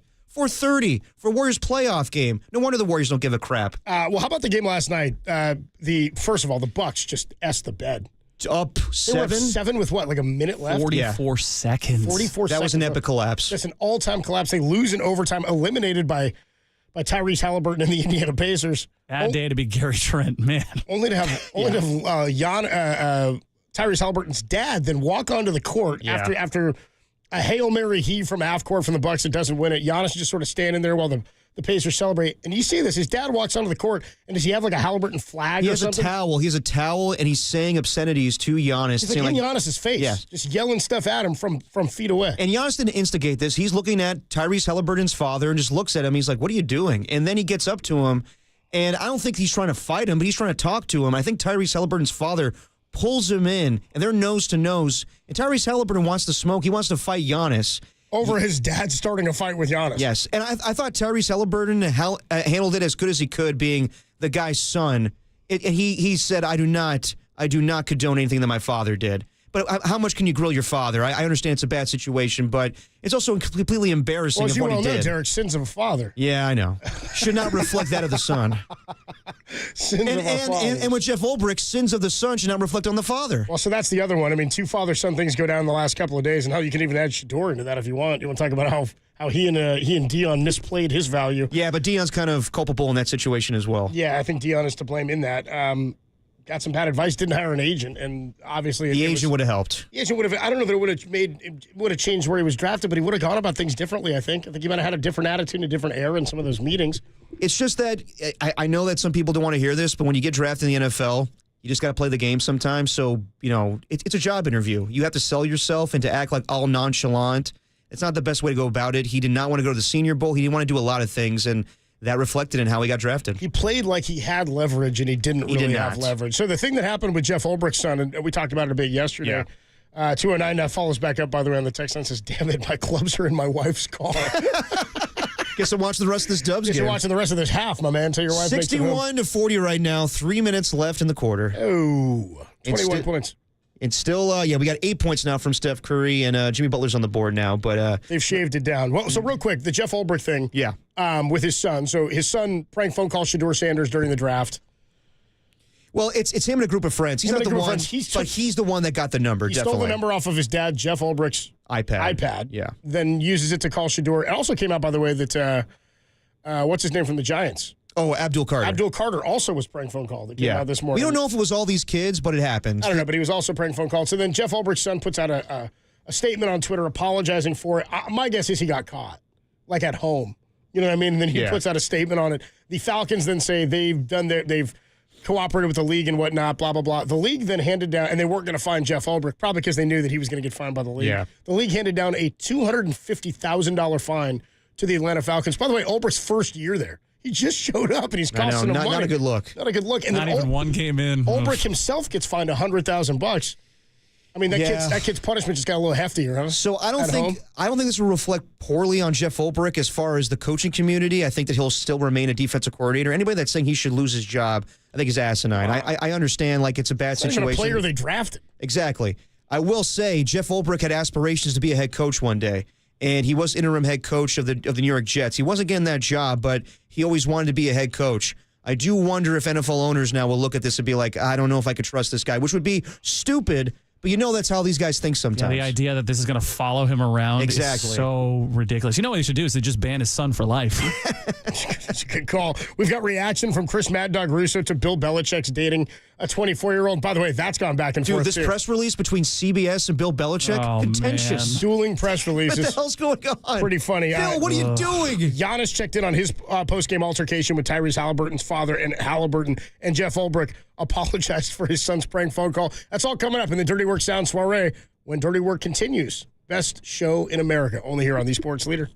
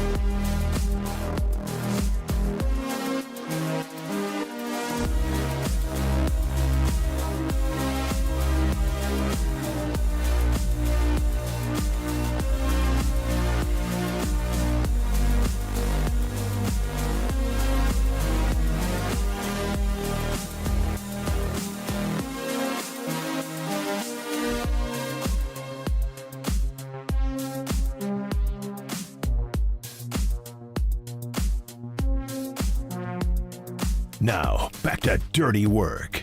Adam Copeland and Derek Papa on KNBR 104.5 and 680 AM, the sports leader. Hey, Warriors looking to get back in it. They're only down 24 now. It was 30. They went 6 minutes to the final two of the first quarter and the first four of the second quarter and didn't score at all. Not a field goal, not a free throw, nothing. Zilch. God, you know who's the leading scorer for the Rockets right now? Uh-oh. Well, Fred VanVleet, but then Dylan Brooks right behind him at 12 points. Somebody said they're shooting lights out from three right now. Is that true? They are 9 of 15. Yep, 60%. Oh. I think Van Vliet's got he's 5 of 6 shooting. Yeah, and the Warriors are 9 of 27. You know what? I'm not surprised. I mean, as JD is saying right now on social media, the Warriors sometimes just kind of mess around when they have games to mess around with.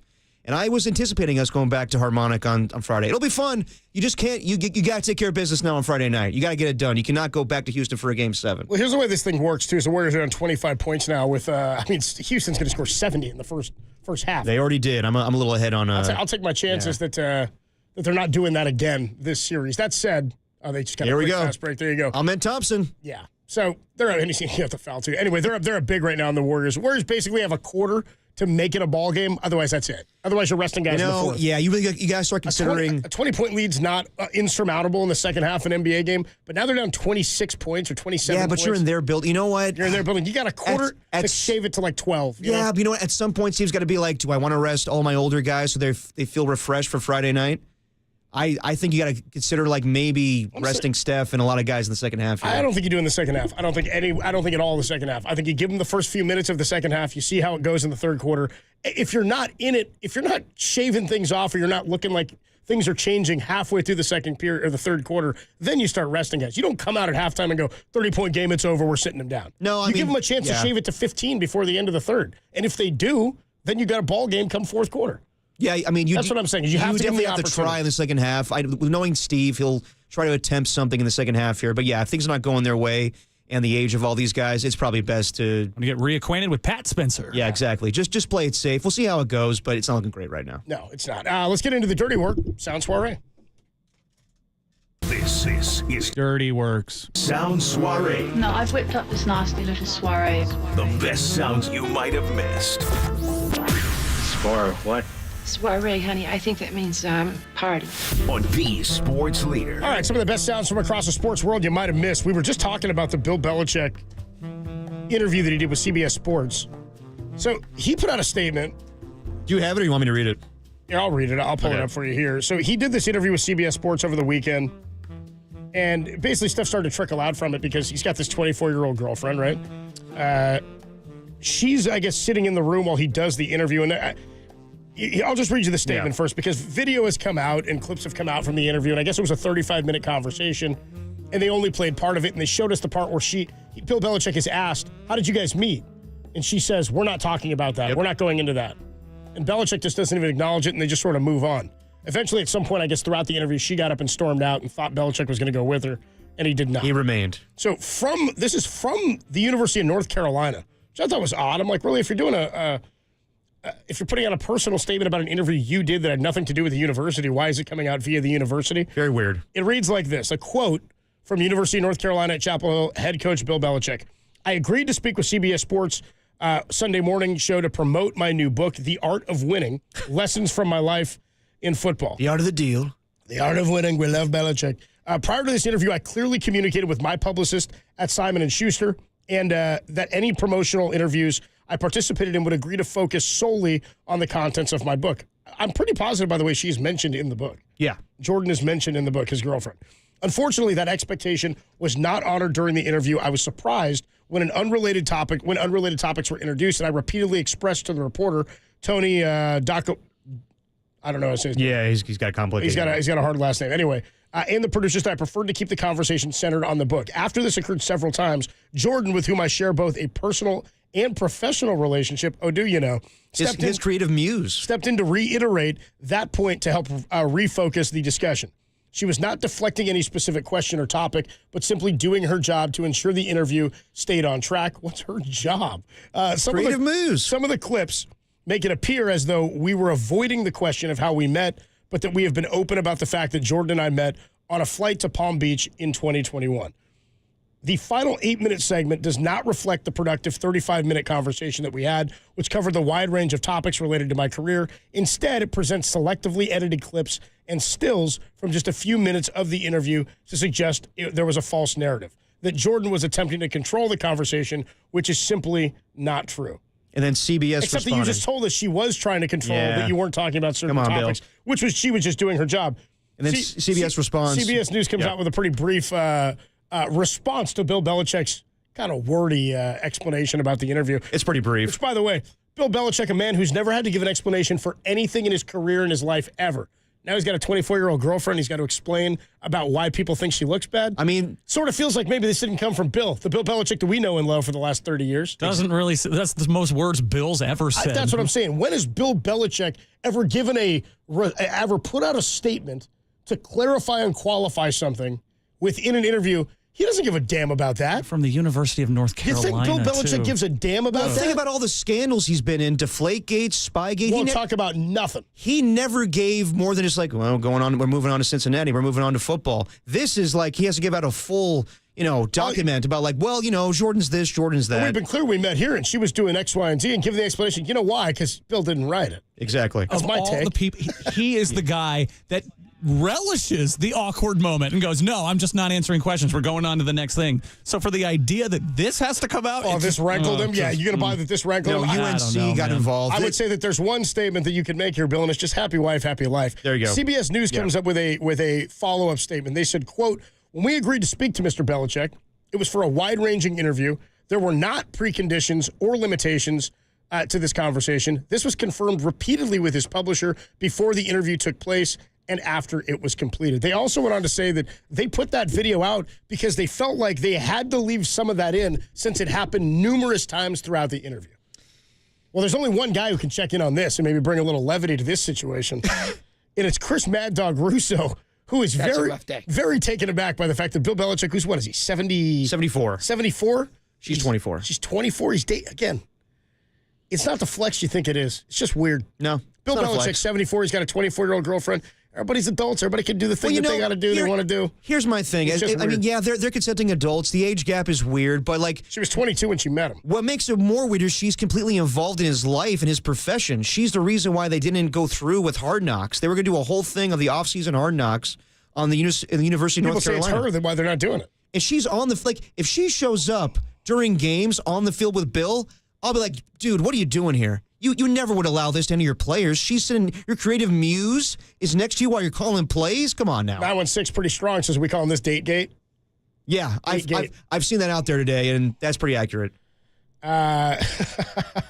Did Bill Belichick also say that there was not a dress code that I could wear a ripped shirt? He did look like classic Bill. Dude, that interview, he's wearing a Navy shirt with a hole. The hole that's like right on the neck. It's like the size of a finger right on the neck there. Here's Mad Dog Russo. He's got a daughter, and he ain't happy about what's going on with Bill Belichick. To talk about his book. I mean, he's just not going on here to talk about this girlfriend of his, and that's number two.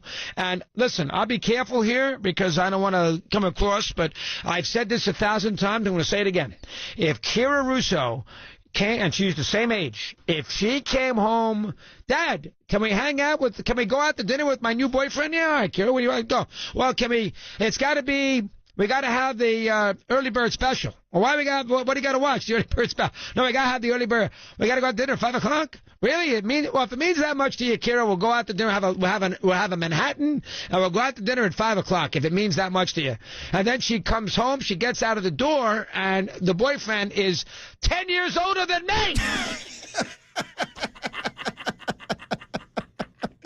Oh, man, I thought we were going to get more. Special? He was ramping up, dude. No, he was ramping up, and then he kind of like teeters off, and he's just like, I mean, can you imagine this girl? She's on the. Can you imagine Bill Parcells allowing a woman on the field with high heels? They would never allow that. Come on now.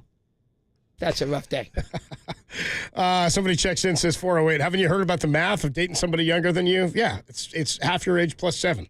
That's usually the standard. Yeah. Right. Have you ever been the older brother where your sister's dating an older guy? No. And you're like, I don't like this. No.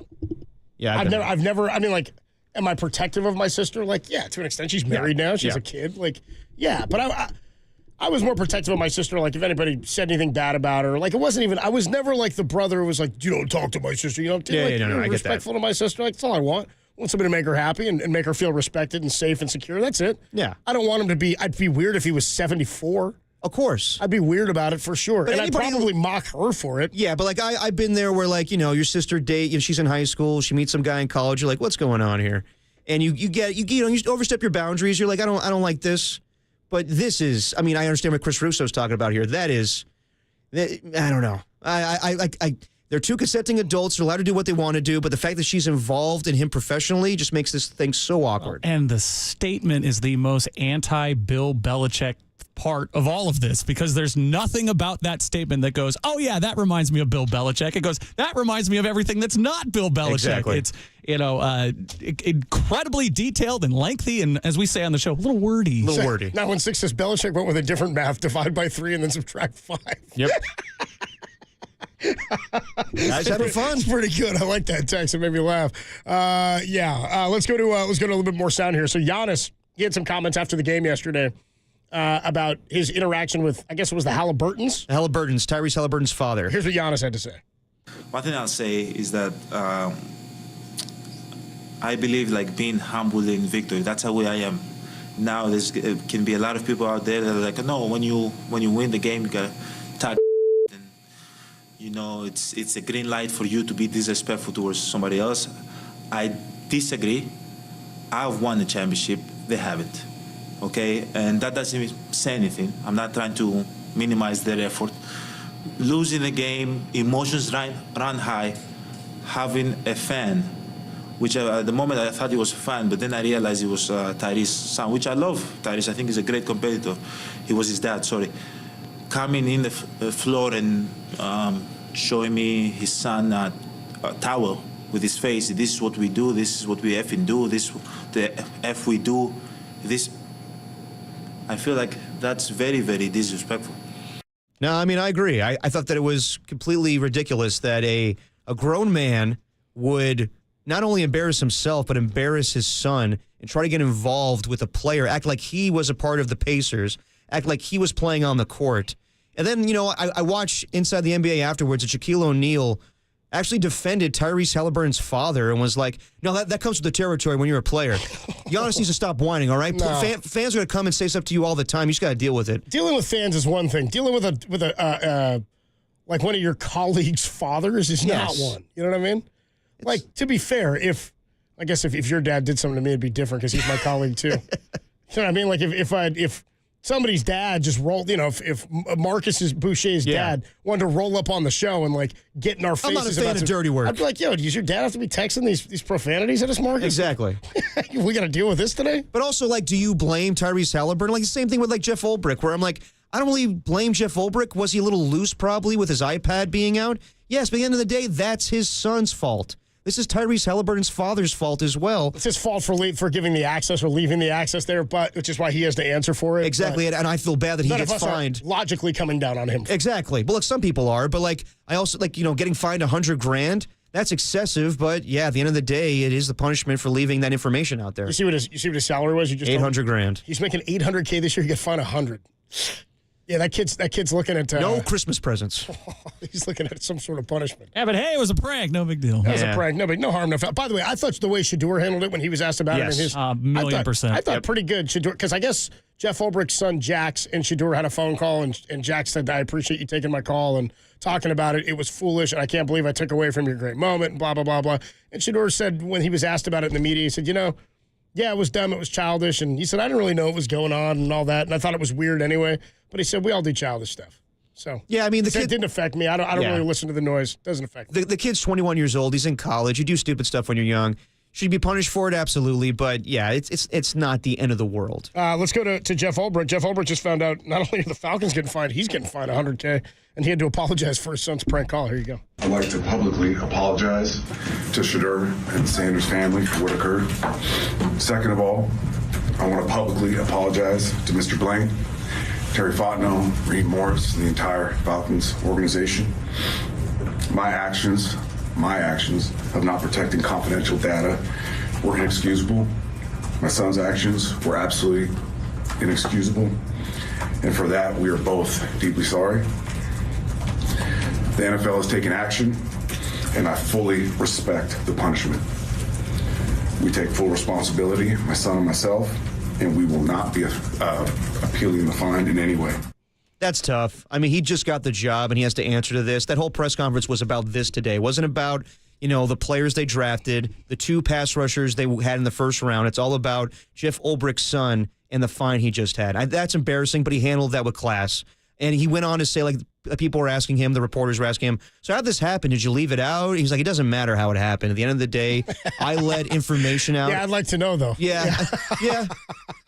But I mean, like, he handled that very well. We're like, it's my fault. And yes, it is his son's fault as well, but it's a bad situation. 408 checks in, says that's wrong. Prank phone calls, or he says crank calls aren't illegal. People have been crank calling people since the invention of the telephone. Just because it's Precious Shedeur Sanders and just because it was during the NFL draft doesn't make it illegal and deserving of the fine. Get over yourself. I mean, he wasn't the only one. Tyler Warren. I hear you 408 again. It's not he didn't go to prison. He's not getting arrested for it. That's all illegal means. I don't know why sometimes we jump to the illegal thing. You can do something wrong within your job. And for all we know, there's a rule about this number getting out. There's a rule about sharing this number. Exactly. He embarrassed his dad. He hurt his dad. Well, but it's private information that was used against Shedeur Sanders in the biggest moment of his career. It was done to embarrass Shedeur. And by the way, this isn't the first time it's happened, 408. And again, they're probably trying to put a stop to this. It doesn't look good on the NFL or on the league when this stuff gets out or when kids are doing this to other kids. It happened to Caleb Williams last year. It happened to Abdul Carter this year. It happened to Mason Graham, I think, this year. Like, it's happened a couple of different times where people have been prank phone called. And so the league wants to put a stop to it, much like Tim wants to ban people for life. For reaching over the wall and touching a ball in play. What about a $100,000 fine for any fan that did this, Tim? Well, like the hard part for me is Ulbricht's getting crushed. I don't think he is. Is he? Who's crushing Ulbricht? Kind of yes. Kind of. I mean, not a ton of people. To the tune of $100,000. He's getting crushed by the fine. No, I don't think anybody is like, how dare Jeff Ulbricht let this slip out? The idea that it's going to follow him, and that sucks. Some media people are calling for his job, that he should be fired for this. That's dumb. I think that's dumb. I agree. Anyway, Adam Copeland, Depop, Tim Webb with you. Warriors still getting their ass kicked, which means we'll likely be at Harmonic Brewing. Seems like on it. Friday we need you. ahead of Game 6. We'll put the show to bed next. Then Larry Krueger, Niners Nightly, followed by Dubs OT with John Dickinson, live from Houston, only here on the Sports Leader.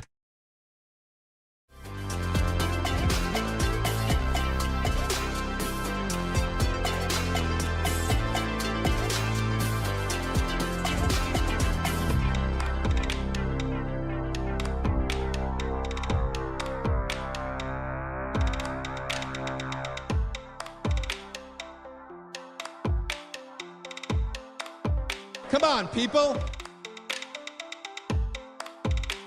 This is crazy.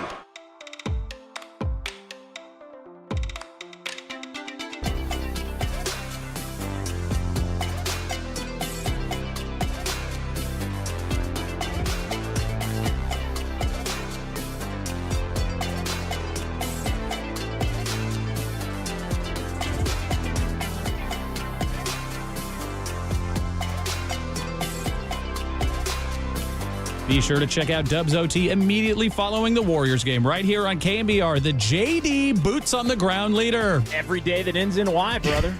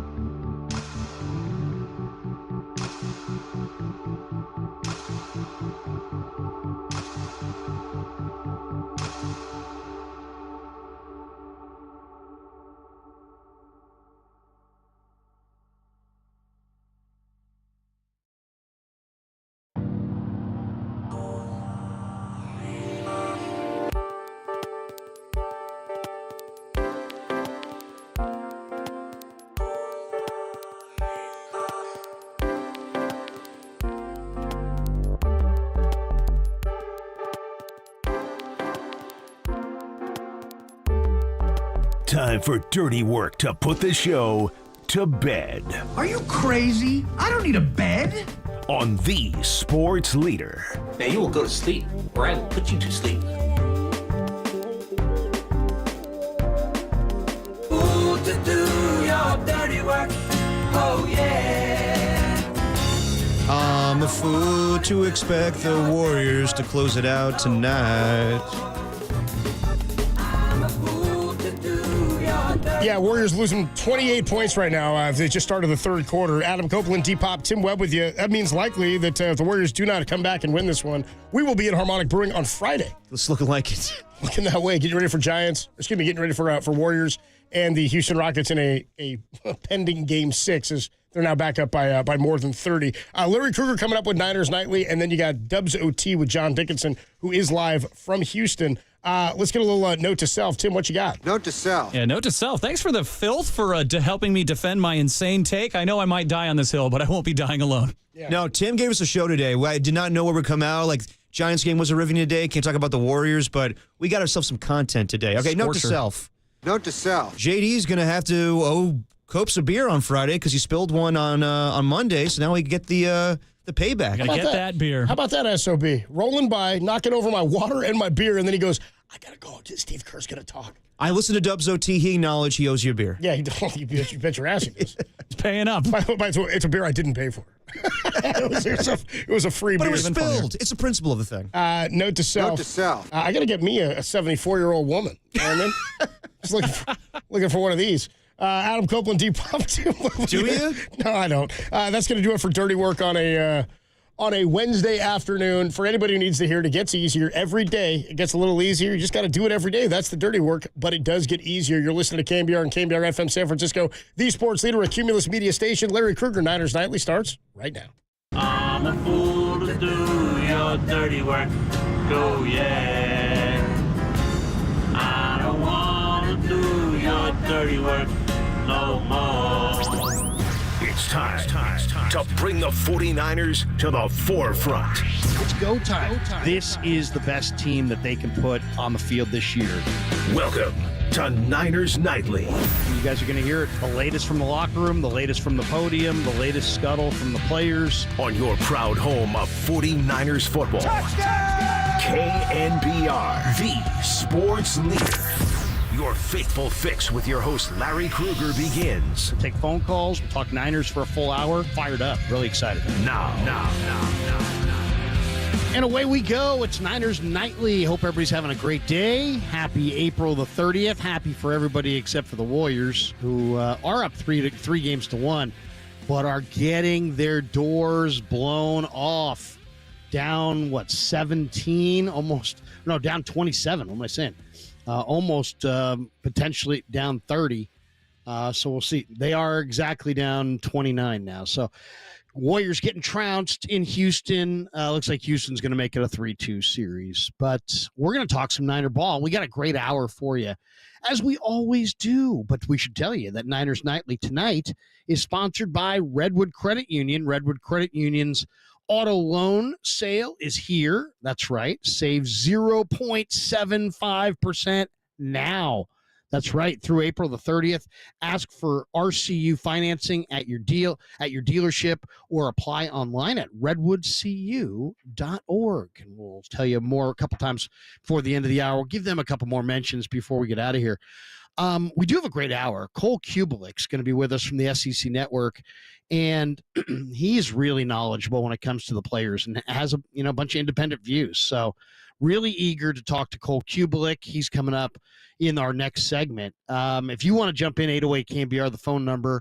Today in Ninerland, well, first of all, one thing that's just been on my mind today, and I gotta throw it out here. I know it's not Niner related, but it is football related. The Bay Area, we lost a really good man this week, Jeff Spurbeck, the longtime friend, business partner, former agent of many 49ers. I believe Ronnie Lott, John Elway, died today from injuries suffered when he fell off a golf cart, reportedly being driven by Elway himself. And Spurbeck was only 62. He's been a friend of mine for the last 25 years out here in Walnut Creek.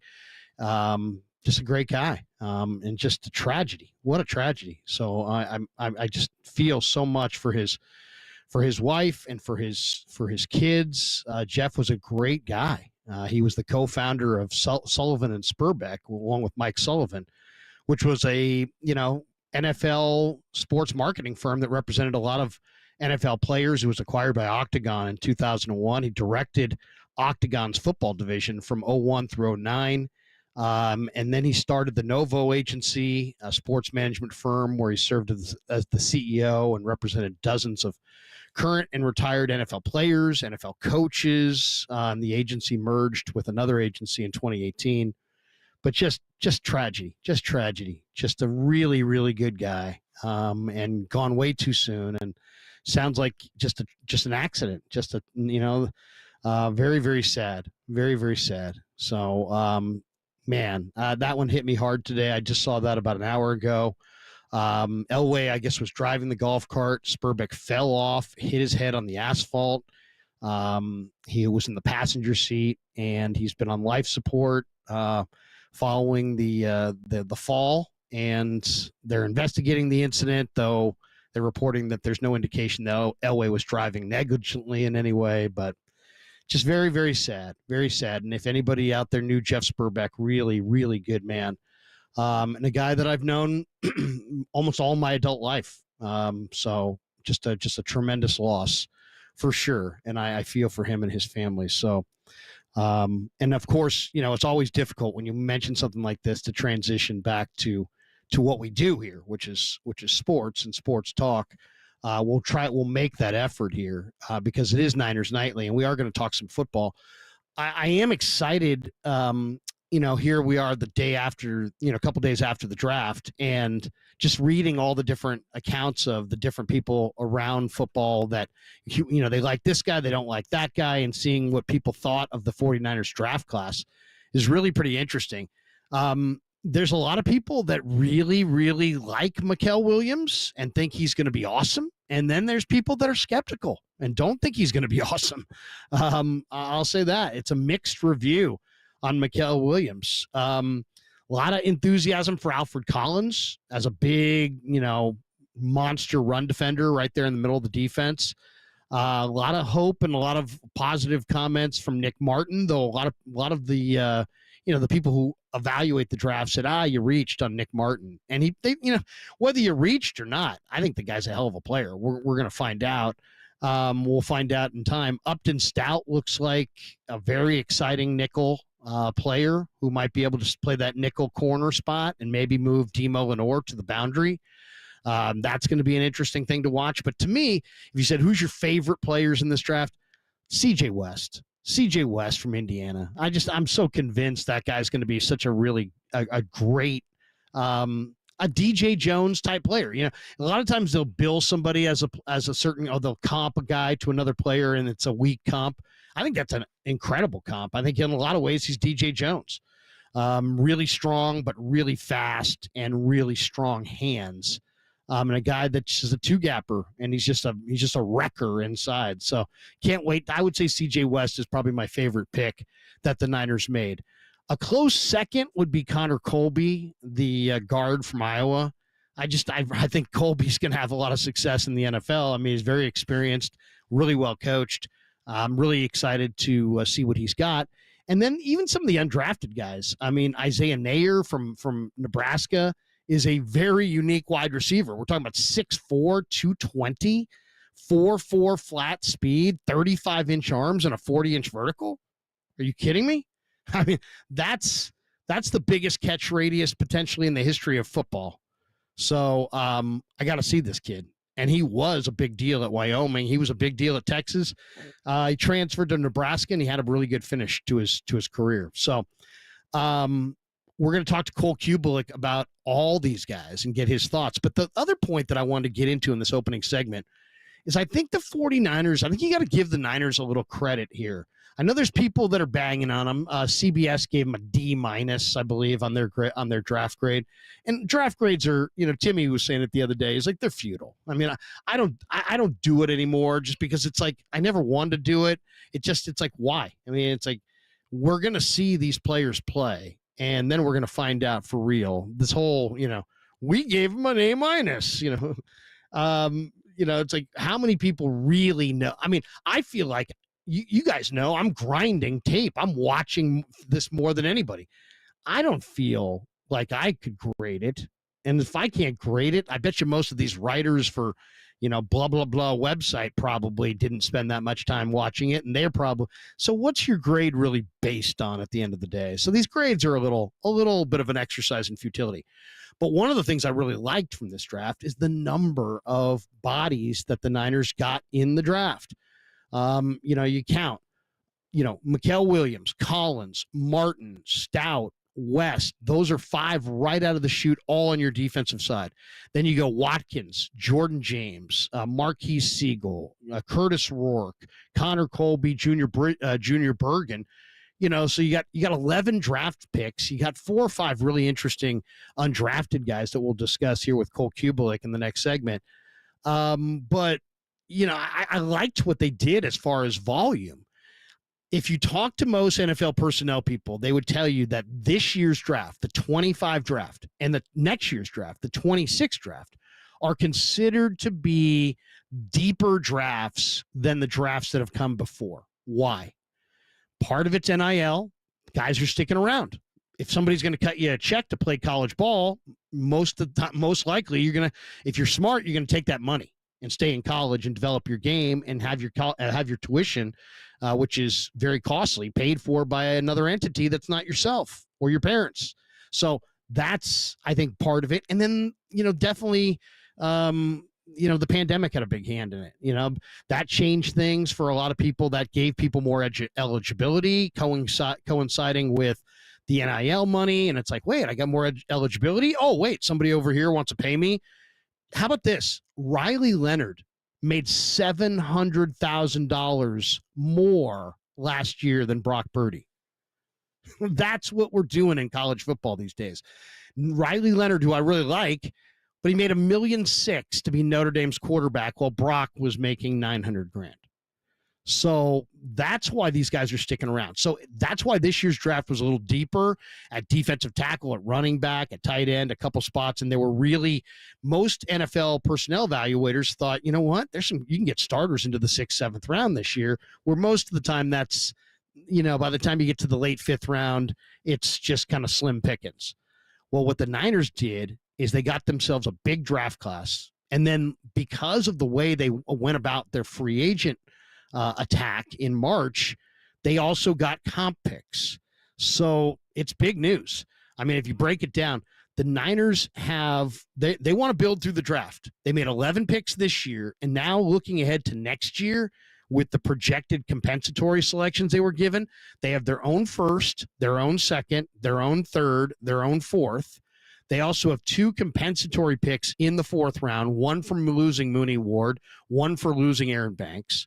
They have their own 5th. Then they have another comp pick in the 5th for losing Hufanga. Then they have their own 6th. Then they have another 6th-round pick from the Vikings. So, I mean, just to summarize, you're talking about 10 total picks, 3 picks inside the top 3 rounds, 6 picks inside the top 4 rounds, 8 picks inside the top 5 rounds. You're seeing what I'm seeing. The 49ers can put together back-to-back drafts last year, this year, and if you can put a third one together in 26, you really could be cooking with grease. So I like the way they played free agency. I like the fact that they gave themselves a big, deep draft class this year, but they also set themselves up to potentially have a monster draft class in 26, another draft that's supposed to be loaded with prospects. So I think they're doing the right things, and now it's a matter of hitting on the picks. Last year they did. We'll find out if they did this year, and obviously the future is the future. But I like the game plan. The game plan is sound. It's like, you know what? We need to rebuild this roster. Let's load up. Let's not sign free agents. Let's discipline ourselves to only sign free agents that come out of that aren't part of the compensatory formula. So that means this time of the year, sign some free agents and try to restrict what you sign in March. And you lost Banks, you lost Ward, you lost Hufanga. It hurt, but you got 3 picks inside the first 5 rounds of the draft next year. and you can use those picks to rebuild your football team. So I kind of like the methodology. We'll see if they can execute. All right, let's take a timeout. Cole Kubelik knows more about the Niners draft choices than anybody, and he is next. So you want to hear him. It's Niners Nightly as we come to Warriors down 98-68. I think it's safe to say the Rockets are going to get Game 5. But that's all right. We're going to talk a little Niners between now and 7 right here on The Sports Leader.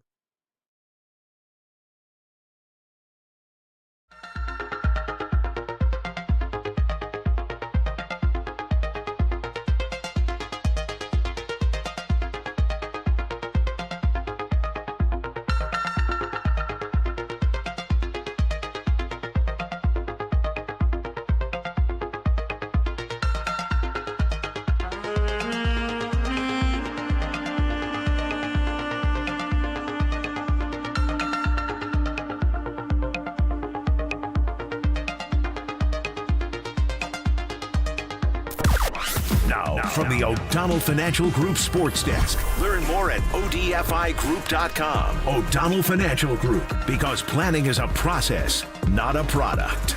Warriors fans, Golden State getting waxed by Houston in Houston. It's not pretty. But if you're still interested, tune into Dubs OT after Niners Nightly with JD John Dickinson to recap that game and look ahead to Game 6 at Oracle, where we gotta get a W. KNBR, KNBR.com, the app, all of it.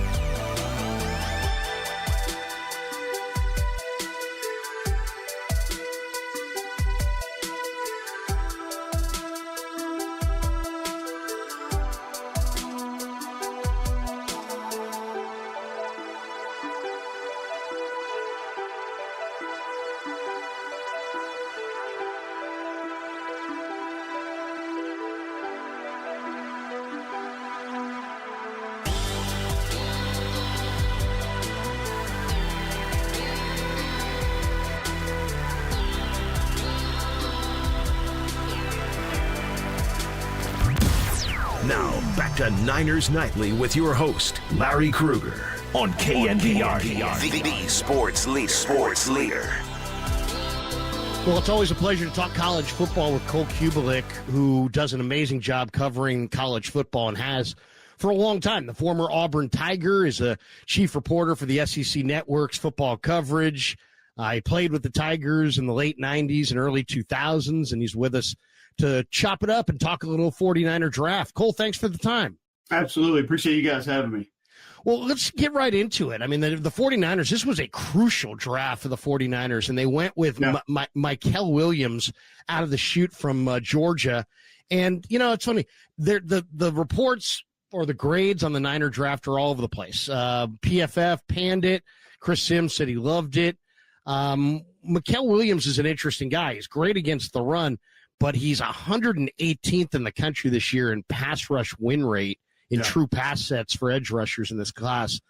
What was your grade on Mykel Williams? He was obviously great as a freshman. I didn't love it at 11, I'll be honest with you. There are parts of it that you understand, specifically when you stand next to him, plain and simple, and then you see the way that he's able to move on film, the athleticism that he brings.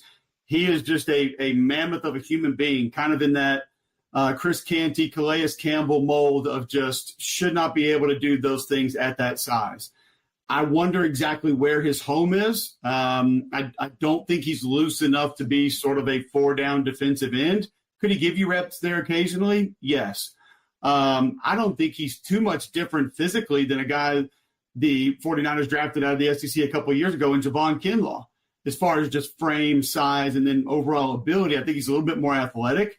I don't think he has as much S to him as Javon Kinlaw did. He's been banged up, so availability has been a little bit of an issue also. And then you just cannot escape productivity. You can't. The guy hadn't reached double-digit sacks in his entire career at Georgia. Has he done some good things? Has he flashed? Absolutely. Is it in the tank? 100% it is. There are physical gifts inside of a frame that just not a lot of human beings are going to have. So those unteachables, uncoachables are there for Mykel Williams. The wingspan is gigantic, so batted ball, something that he's going to be able to give you an advantage with. When he does strike and shed, he's good at it.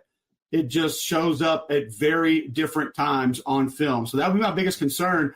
I understand the need. I understand why you attack it, and I don't think this was a weird draft with sort of edge and defensive tackle.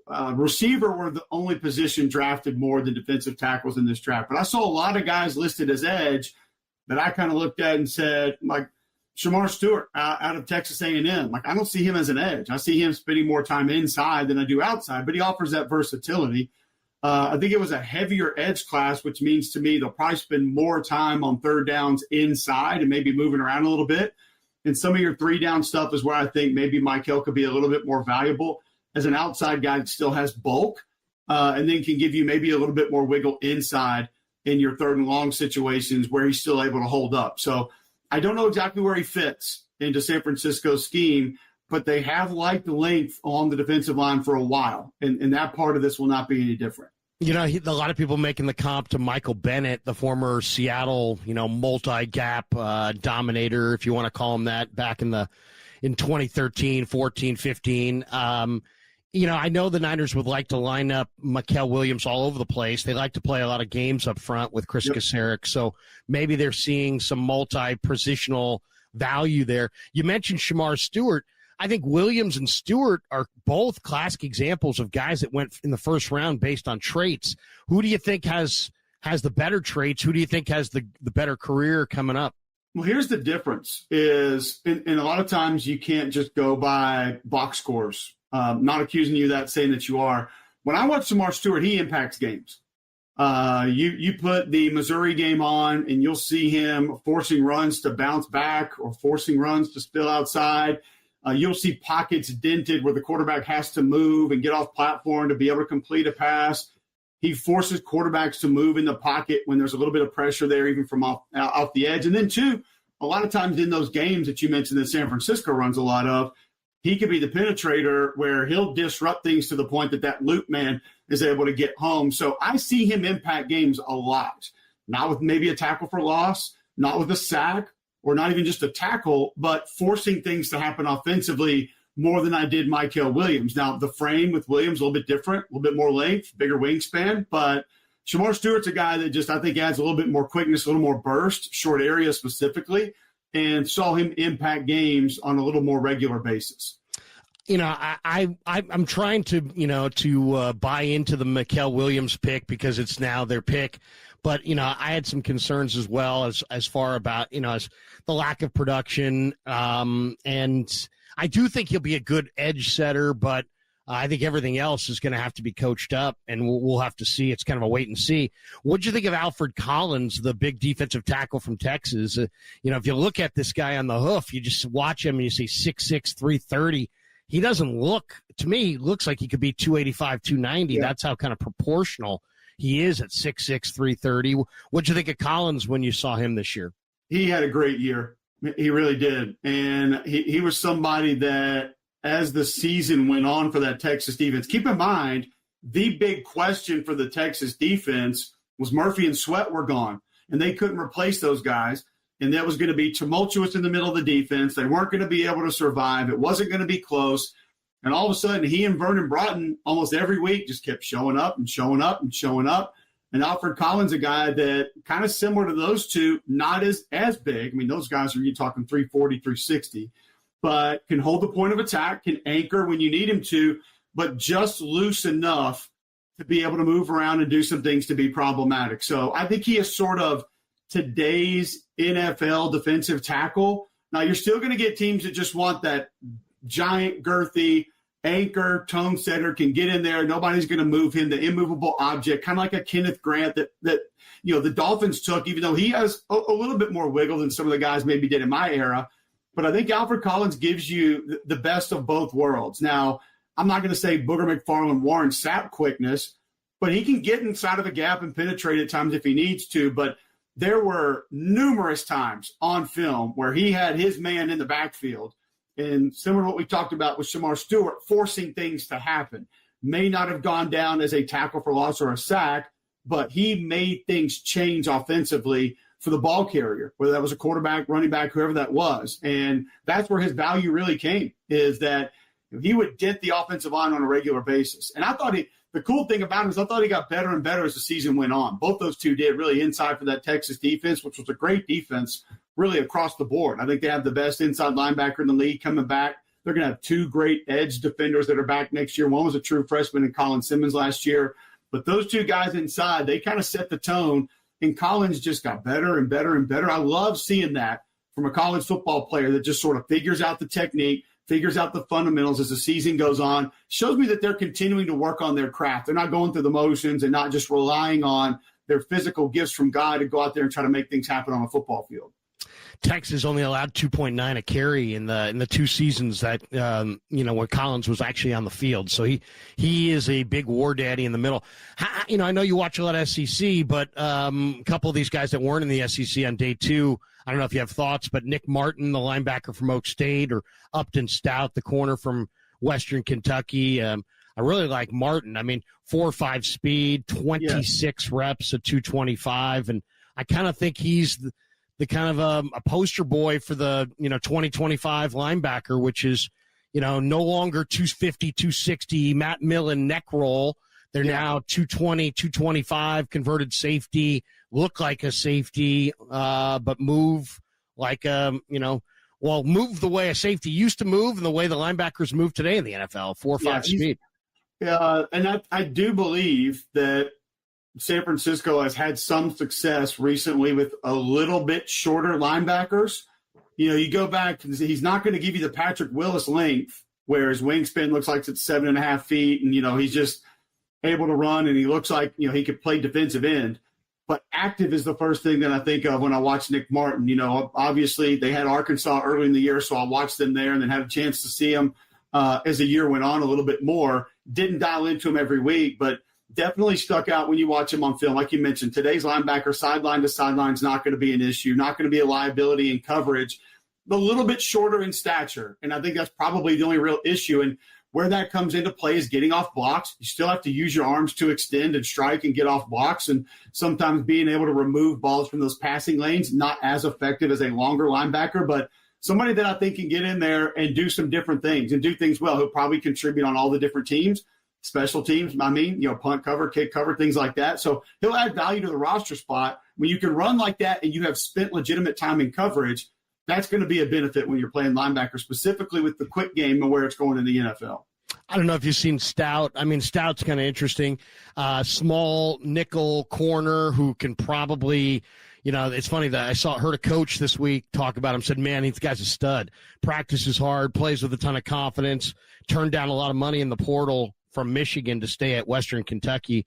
I don't know if you saw Upton Scout this year, but I mean, very, very strong player at 5'9", 180. Guy had 21 reps on the bench. Well, I think the thing that you want at corner is just a guy that'll fight and a guy that's scrappy. And then you have to have that mentality of, all right, we gave up a 40-yard pass. We got to come back and do it again. We can't let that happen one more time. And he's got that fighter mentality inside of him, a little bit smaller in stature again, but I think he makes up with mentality, demeanor, attitude.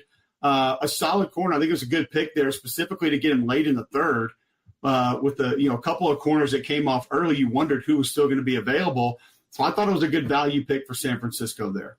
The next two picks I thought were really exciting for the 49ers. They got C.J. West out of Indiana, Cole, and the guy started at Kent State. He transferred over. He kind of reminds me of a former SEC player and former Niner, DJ Jones.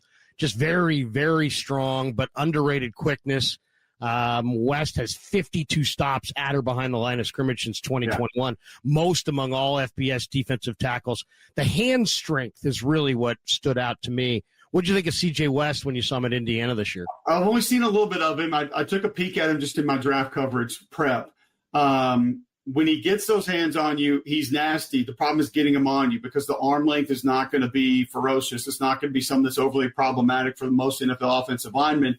And the other part is just, too, like there are certain guys that I see on film and I immediately think to myself, that's the guy that I hated to try to block because they're shorter in stature. They're going to always have that low center of gravity. The pad level just physically can't get too high.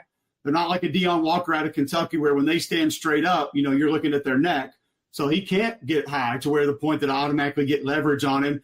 And he's got good lateral quickness. That quick burst to go to the left or to the right, he can hurt you that way. So actually, he's stout at the point of attack, but I kind of like him on the move just a little bit more, which what you brought up earlier with that San Francisco defense could be a value. Cole Kubelik with us on the Yuma guest line as we chop it up on the NFL Draft, chief reporter for the SEC Network's football coverage, and a guy that we've had on KNBR for years and years and really enjoy his coverage. Jordan Watkins, I saw the Arkansas game where this guy went off, and it was just an amazing performance. Yeah. And when Trey Harris went down with the injury, this kid stepped up. If you look at him just right away, you think running back, but then you see the 4.37 speed and the production, and he was the only FBS player with 5 catches of 60 yards or more this year. Yeah. I know a lot of Niner fans, a lot of the draft people are banging on the Niners for taking Watkins here because he was projected as an undrafted guy or as a late day 3 guy, and they took him in the 4th round. But, man, this guy I think is going to be a much better pro than people think. What did you think of Watkins at Ole Miss? Well, the first thing is production. And I think we get away from that word maybe a little bit too much this day and age when we're talking about the draft. We mentioned it with Michael Williams a little bit earlier. My biggest concern with him is just consistent production not there. Jordan Watkins gave you that. He was not afraid to work the middle of the field. Catch and run can be a strength of his. A lot of the intermediate stuff, he can turn those into explosive plays. And I think he adjusts well on the deep ball. There are a lot of these guys that are just track guys that can run one direction straight down the field. Locating the football becomes problematic. Yeah, if it's right in the breadbasket, they're going to be okay. But when to slow down, when to speed up, how to go east-west to locate the football and not just catch it, but to give yourself the best opportunity to make that catch. I think the best receivers know how to put their body in a spot where it's most advantageous for them to go make the catch, not just have the hands to make the catch. And I feel like Watkins is able to do that. We saw him line up in a lot of different places in this Ole Miss offense. Lane used him different ways. I don't think he's going to be the guy you want to hand the ball to behind the line of scrimmage as much as you did Deebo Samuel, but he gives you the ability in high percentage touches, which I mean quick throws, screens, obviously a slant, and maybe even a touch or two behind the line of scrimmage where he can turn those into explosive plays. He's got that gear to be able to do that. And not a receiver that I think really shies away from contact. Not that I would put him in the Hines Ward category where he's going to be out there trying to decleat linebackers, but not someone that you feel like fears contact when he's on the football field. You know, it's funny, the 49ers and Bobby Turner and the Shanahans always have a certain type of running back, and they always seem like they can find guys that fit their system late in the draft, sometimes after the draft. They got a couple backs this year. One was Jordan James from Oregon. The other was Corey Kiner from Cincinnati, who started at LSU and then played 1 year there and then transferred. A real talented guy, but they're very similar body types, 5'9", 210, great contact balance guys. James has never fumbled and 388 carries, and Kiner is he's just got great contact balance. He just refuses to go down upon first contact. What'd you think of those two backs? Have you seen either of them?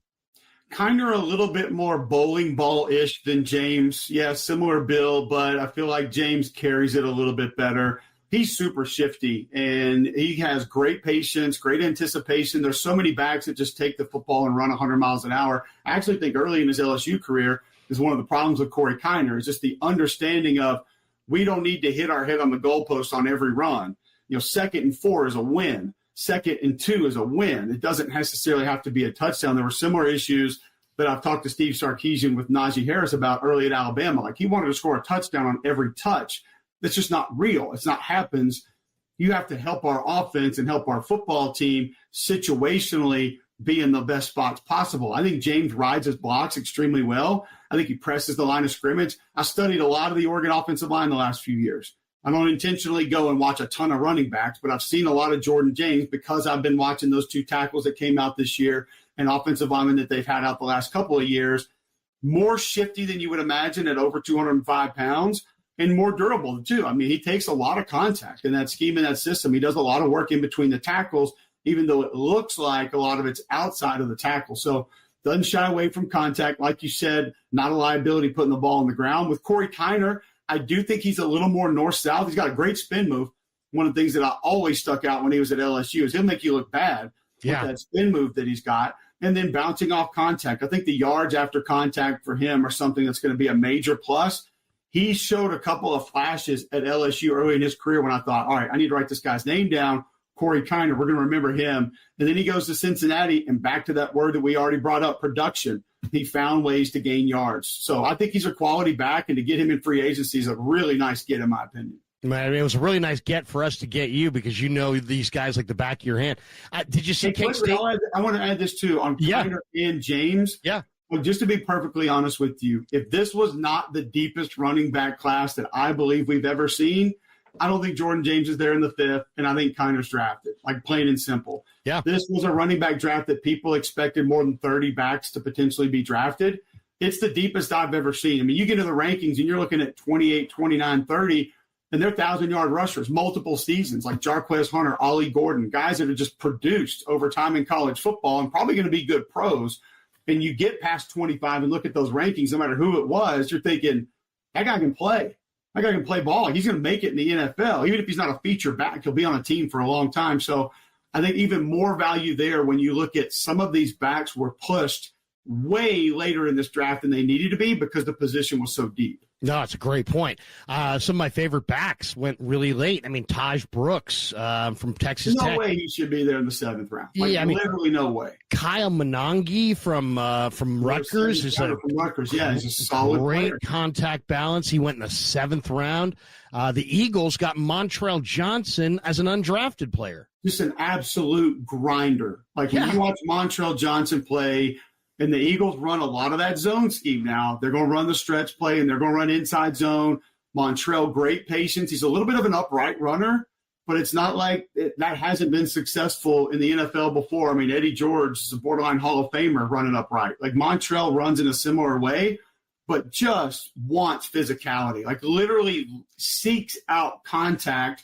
And he did it at Lafayette with Billy. Then he goes to Florida in the same scheme. So he just has that feel for the zone scheme of how to wait, put that foot in the ground, get north and south, and bounces off defenders. So Montreal Johnson, another one who I love. I loved him at ULL. I loved him at Florida. We're talking about a team here in San Francisco that's had some success with those guys that played for the Raging Cajuns too. Yeah. They come off the board late in the draft and made some money. So I think Montreal Johnson is a great fit for Philly, and I think he'll probably be on that roster for a while. You'll see him be productive. You know, you mentioned Raging Cajuns. The Niners signed Kenny Almendarez from the Raging Cajuns to compete with Jake Moody. You know, I don't know if you've seen if you scout the kickers, but man, Niner fans, Jake Moody has made Niner fans very, very nervous with his misses. I'll be perfectly honest with you. I have not seen the tape on the kickers. No problem. I try to avoid at all costs. How about K-State? Did you see K-State at all this year? Marquise Siegel, Lynch drafted him in day 2, a 4.37 safety. How about Curtis Rourke, the Indiana quarterback who started at Ohio and transferred? They grabbed him on day 3, and I was very surprised that Shanahan drafted him. But man, listening to the call he made to him, sounds like he has a real affinity for Rourke in his game. There's some Brock Purdy in there. There really is. Leveling the football is an absolute strength of his.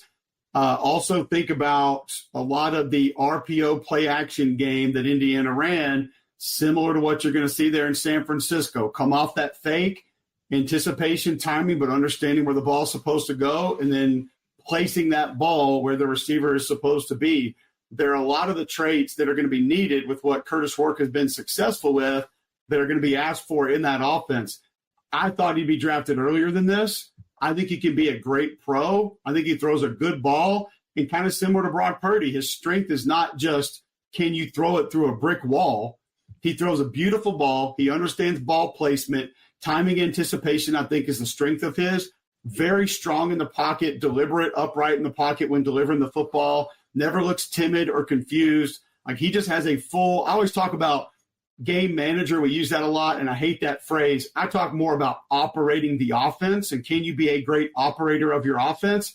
And that's what he was at Indiana last year. So I think Curtis Rourke can be a pro for a while. Now, whether he becomes a starter or not, so much of that depends on situation and timing. But I thought it was a good value pick in the 7th for San Francisco. I really did.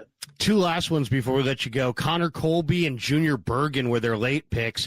I kind of like Colby. I mean, he doesn't fit everybody's system, but I think he fits the Niners zone scheme. He's got some mobility, and he 50 starts, and the guy's only 22. I would not be surprised if Colby finds his way into their lineup. And Junior Bergen, you know, it's funny, the Niners' new special teams coach, Brant Boyer, supposedly has been talking up Junior Bergen from Montana. And he's a great return guy, but he doesn't have 4.3 speed. So I'm really eager to see what he looks like this summer. Well, a lot of time those return guys, it's more of a field than just speed, because I can give you numerous track guys in college football that coaches have attempted to make their return specialists that just, I mean, let's be honest, probably most of them didn't really want the contact and try to get away from that. But it's more about vision and feel and timing, when to get north and south, when to get to full speed, allowing some of those blocks to be set up. So there's a real skill for understanding. And that's why certain guys, whether it's Devin Hester, who does have that speed, or Dante Hall, who didn't have that speed, but just the understanding of when to go, how to go, and when to make it work.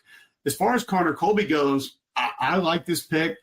I'm fine with the developmental sort of offensive lineman later in the draft, because I think Colby could maybe be a swing lineman, not just a swing tackle. He could be a tackle or guard. Now, his length, his height kind of works against him when he's at guard a little bit.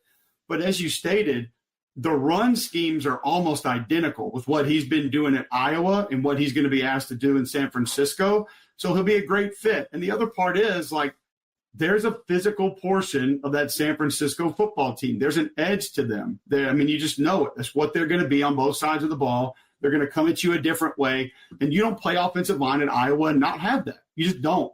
Like, you're not soft and starting 50 games playing offensive line at Iowa. So the mentality, the behavioral aspect also makes that a good fit for San Fran.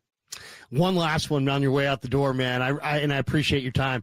the Niners got two, I think, really intriguing undrafted guys. And normally I would say, the undrafted guys, low percentage. But they've really almost hit better on their undrafted guys at times than they've hit on day one in the last 4 or 5 years. They got two guys. One guy, Isaiah Nayer, from, started at Wyoming, went to Texas, got hurt, transferred to Nebraska, 6'4", 4.4 flat speed, a 35-inch vertical or 35-inch arm length, 83-inch wingspan, and 40-inch vertical. I mean, that right there, this guy's radius is off the charts. And the other guy is Stone Blanton, and who I know you've seen before, finished up this year for Mississippi State. Niners gave him $92,000 guaranteed.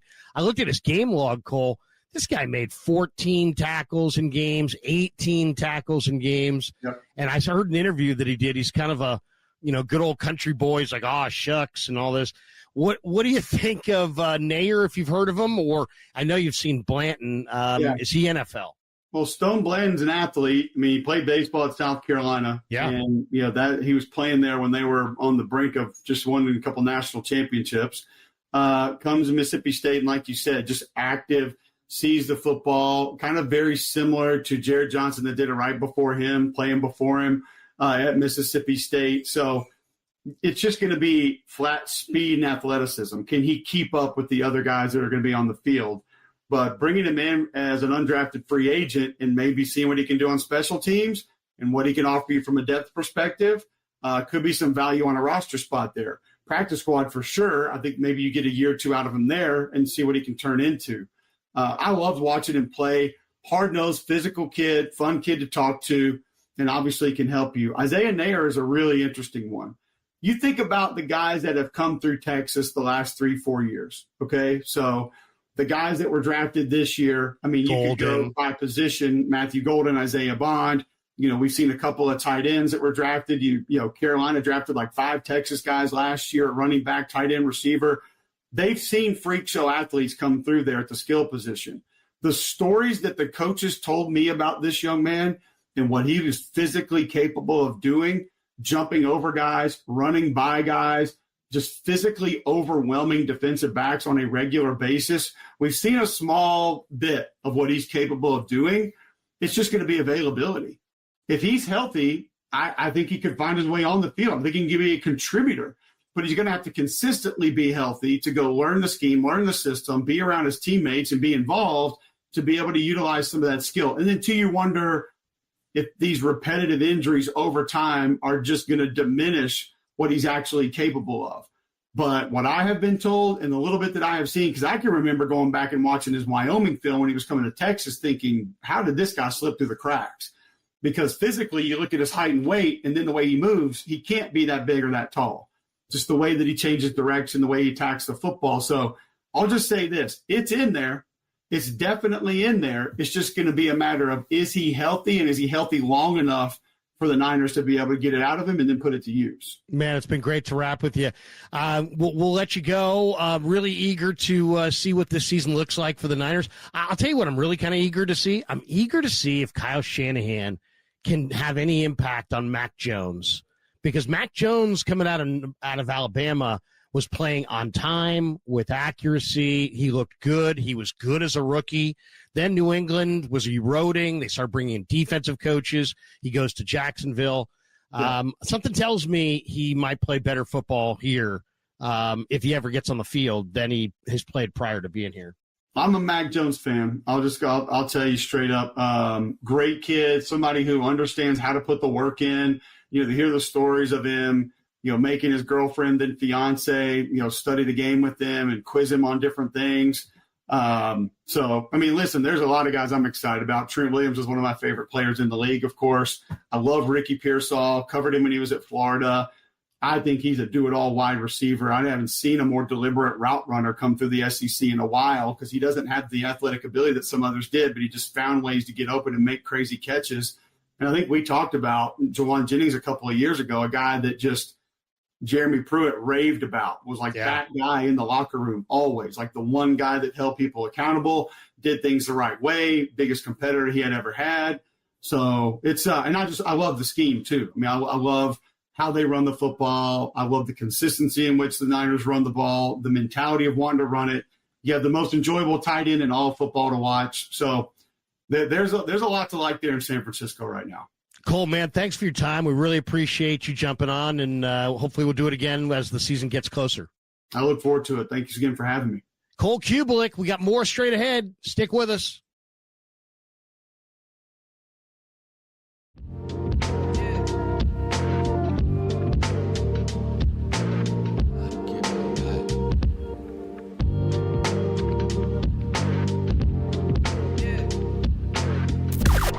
Now, from the O'Donnell Financial Group Sports Desk. Learn more at ODFIGroup.com. O'Donnell Financial Group, because planning is a process, not a product.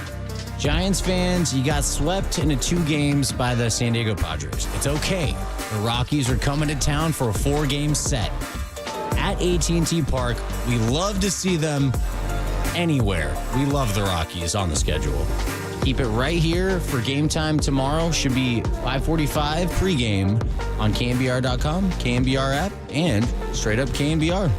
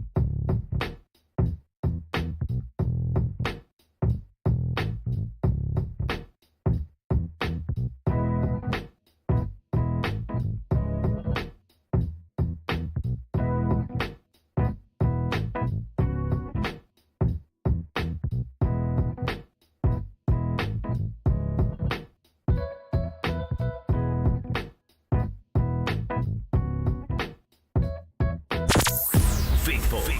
Niners Nightly with Larry Krueger now continues on your proud home of 49ers football. KNBR, the sports leader. And we're coming down the home stretch on Niners Nightly. Larry Krueger with you. How good is Cole Kubelik, by the way? How incredible was that? Thanks to Cole for stopping by. He's a wealth of knowledge. I mean, you could just hang on everything he said because he knows it. I mean, he absolutely knows it. He's not a big fan of Mikael Williams, but he's a big fan of Alfred Collins. I thought that was kind of interesting. And it had a number of really interesting things to say about Corey Kiner, about the Oregon running back, about CJ West. You know, it's interesting. It's funny. We all look at the same draft and everybody has a different perspective. Sports Illustrated gave the 49ers a D. PFF gave them a D. But Ryan Wilson of CBS Sports didn't just give the 49ers, stay away from the D grade. He gave them an A+ grade from CBS, Ryan Wilson from CBS Sports. So you say, well, why do you like it so much? His favorite pick was Alfred Collins, the second-round pick out of Texas. He said, good luck finding someone who knocks down more passes at the line of scrimmage than Alfred Collins. He's twitchy for his size, and he can shoot gaps with a quick first step and great hand usage. He can also win with power, is hard to move off the spot, and is a high-motor player who will run sideline to sideline to get to the ball. So Wilson also likes CJ West. He identified West as the team's best value selection, which I agree with. He says West was part of a clear effort to restock a defensive line that had lost some key guys. And there's no question. And this is what he said about CJ West. CJ West is as juiced up a defensive lineman as there is in this class, Wilson explained. He says he slipped to the 4th round because he's just 6'1" and has 31.5-inch arms. But as former Titans general manager Rand Carthon, my co-host with the first pick podcast, pointed out, West is a carbon copy of DJ Jones. DJ I think might be a little nicer, to be honest. CJ West seems a little nastier, seems a little meaner, but they're both enormously strong, short arms, but strong hands. I mean, these guys are, I agree. DJ had a little pass rush scoot to him at 320. This guy's got some pass rush scoot as well at 317. Very, very similar players. So that's interesting, and it's funny. It's sometimes some of these comps are kind of a stretch, but not this one, right? Because Chris Kasarik saw shades of DJ Jones in CJ West during the pre-draft evaluations. So Wilson this guy Wilson from CBS was a big fan of the Niners draft. And the most surprising pick, he said, was Curtis Rourke. He says it's never really a surprise when the 49ers take a flyer on a quarterback, and Curtis Rourke certainly fits the mold of what Kyle Shanahan might be looking for. But they took the Indiana signal caller in the 7th round, 4 picks before the Dolphins selected Quinn Ewers. Rourke battled through an ACL injury last year. He played with a torn ACL. I mean, basically, Rourke is going to redshirt this whole year. He underwent surgery in January. The Niners are going to redshirt him. I mean, so I don't even think he's going to compete this summer. We'll see, but I don't expect him to be out there. I expect him to probably get the redshirt year, probably go on season-ending IR. That would be my guess. But I was really encouraged by Kubelik's positive comments about Rourke. He likes Rourke. You see some Brock Purdy in there. Obviously, Brock Purdy has mobility that Curtis Rourke could only dream of.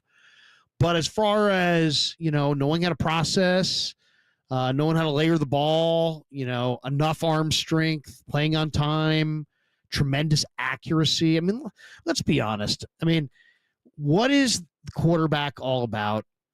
The best ones are all accurate. They're accurate.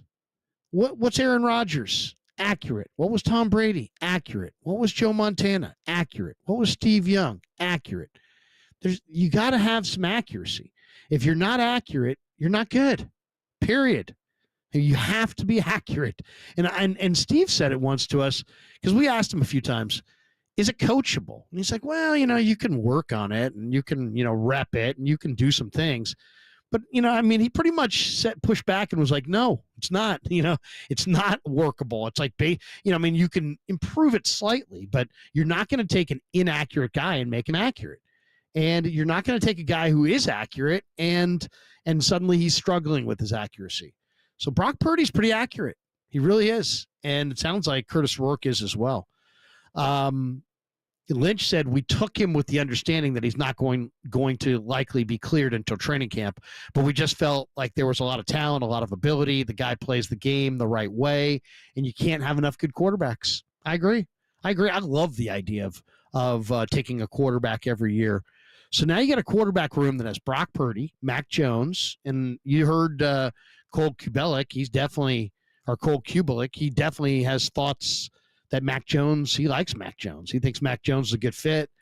Then you got Tanner Mordecai, who ran, a 4.46 40. He's very, very fast. Maybe has the best arm of these guys. And now he knows the system like the back of his hand from being in it. So I'm expecting some really good quarterback play this summer between Purdy, Mac Jones, Tanner Mordecai. If Curtis Rourke gets out there, I expect Niners are going to play some pretty good We're going to see some pretty good quarterback play. I like, though, that there are people that like Alfred Collins, because if Alfred Collins is really good, watch out, because CJ West is really good. All right, let's do this. Let's take a timeout. We'll come back and give you a few more thoughts and get ready to hand the reins over to JD. Warriors making a valiant comeback, but they're going to fall short. They're down 123-106 with 1:38 to play in Game 5 in Houston. We'll have more of Niners Nightly next on the Sports Leader.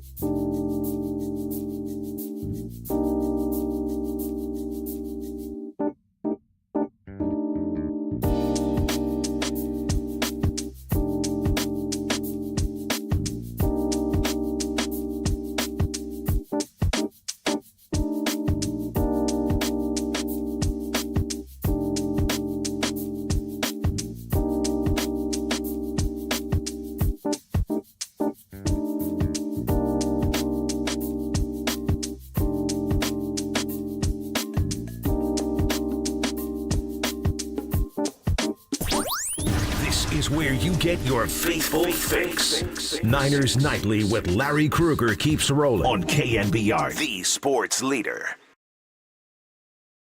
All right, come down the home stretch of Niners Nightly, getting ready to hand it over to JD. Rockets up 131-13 with 19 seconds left. I did want to mention this, though. Falcons defensive coordinator Jeff Ulbrich, the former Niner, had to apologize publicly today because his kid pulled a prank and made him and the Falcons look really, really bad. Here's Ulbrich on the apology. I'd like to publicly apologize to Shadur and Sanders' family for what occurred. Second of all, I want to publicly apologize to Mr. Blaine, Terry Fontenot, Reed Morris, and the entire Falcons organization. My actions of not protecting confidential data were inexcusable. My son's actions were absolutely inexcusable. And for that, we are both deeply sorry. The NFL has taken action, and I fully respect the punishment. We take full responsibility, my son and myself, and we will not be appealing the fine in any way. Okay. How pissed was Ulbrich, you think, at his 21-year-old son, Jax? It's like, bro, you just cost my employer $250,000. You just cost me and your mother and our family $100,000. And you just brought all kinds of negative publicity to my name, unwarranted. I can F up myself. I don't need my son effing it up for me. You know what I mean? It's like if I was Ulbrich, I just can't imagine how pissed I would be. If that was my kid. And it's like, did Ulbrich really do anything wrong? Probably not. His kid's 21. That's like a 14-year-old type thing. And even that is bad. But 21 years old, I mean, I thought, fine. I mean, I guess you got to find Ulbrich, but I mean, you can't find the kid. But by the way, Abdul Carter also received a prank call, according to his agent, as did Mason Graham, as did Tyler Warren, as did Kyle McCord, as did Chase Slunt. So you know what? There's a bunch of guys who got these calls. I don't know. It's not funny, that's for sure, and it obviously needs to be eradicated. But $250,000 for a bad prank? I don't know. That seems a little excessive, especially when whoever pranked Abdul Carter, Mason Graham, Tyler Warren, Kyle McCord, Chase Lunt, somebody got those numbers out. It was probably, if we did the investigation, we could probably trace it back to some team. Are there more fines forthcoming? We'll find out. But there you go. Arthur Blank, $250,000 lighter in the wallet, and Ulbrich just lost $100,000 because his 21-year-old kid thought he was funny. All right, that's going to do it for us. Thanks to Cole Kubelik. Thanks to Jacob Violante for producing. We'll get out of the way here. JD's going to slide in. 131-116. Rockets win Game 5. Warriors still with the commanding 3-2 lead. Game 6 set for Friday at Chase Center. And your phone calls set for next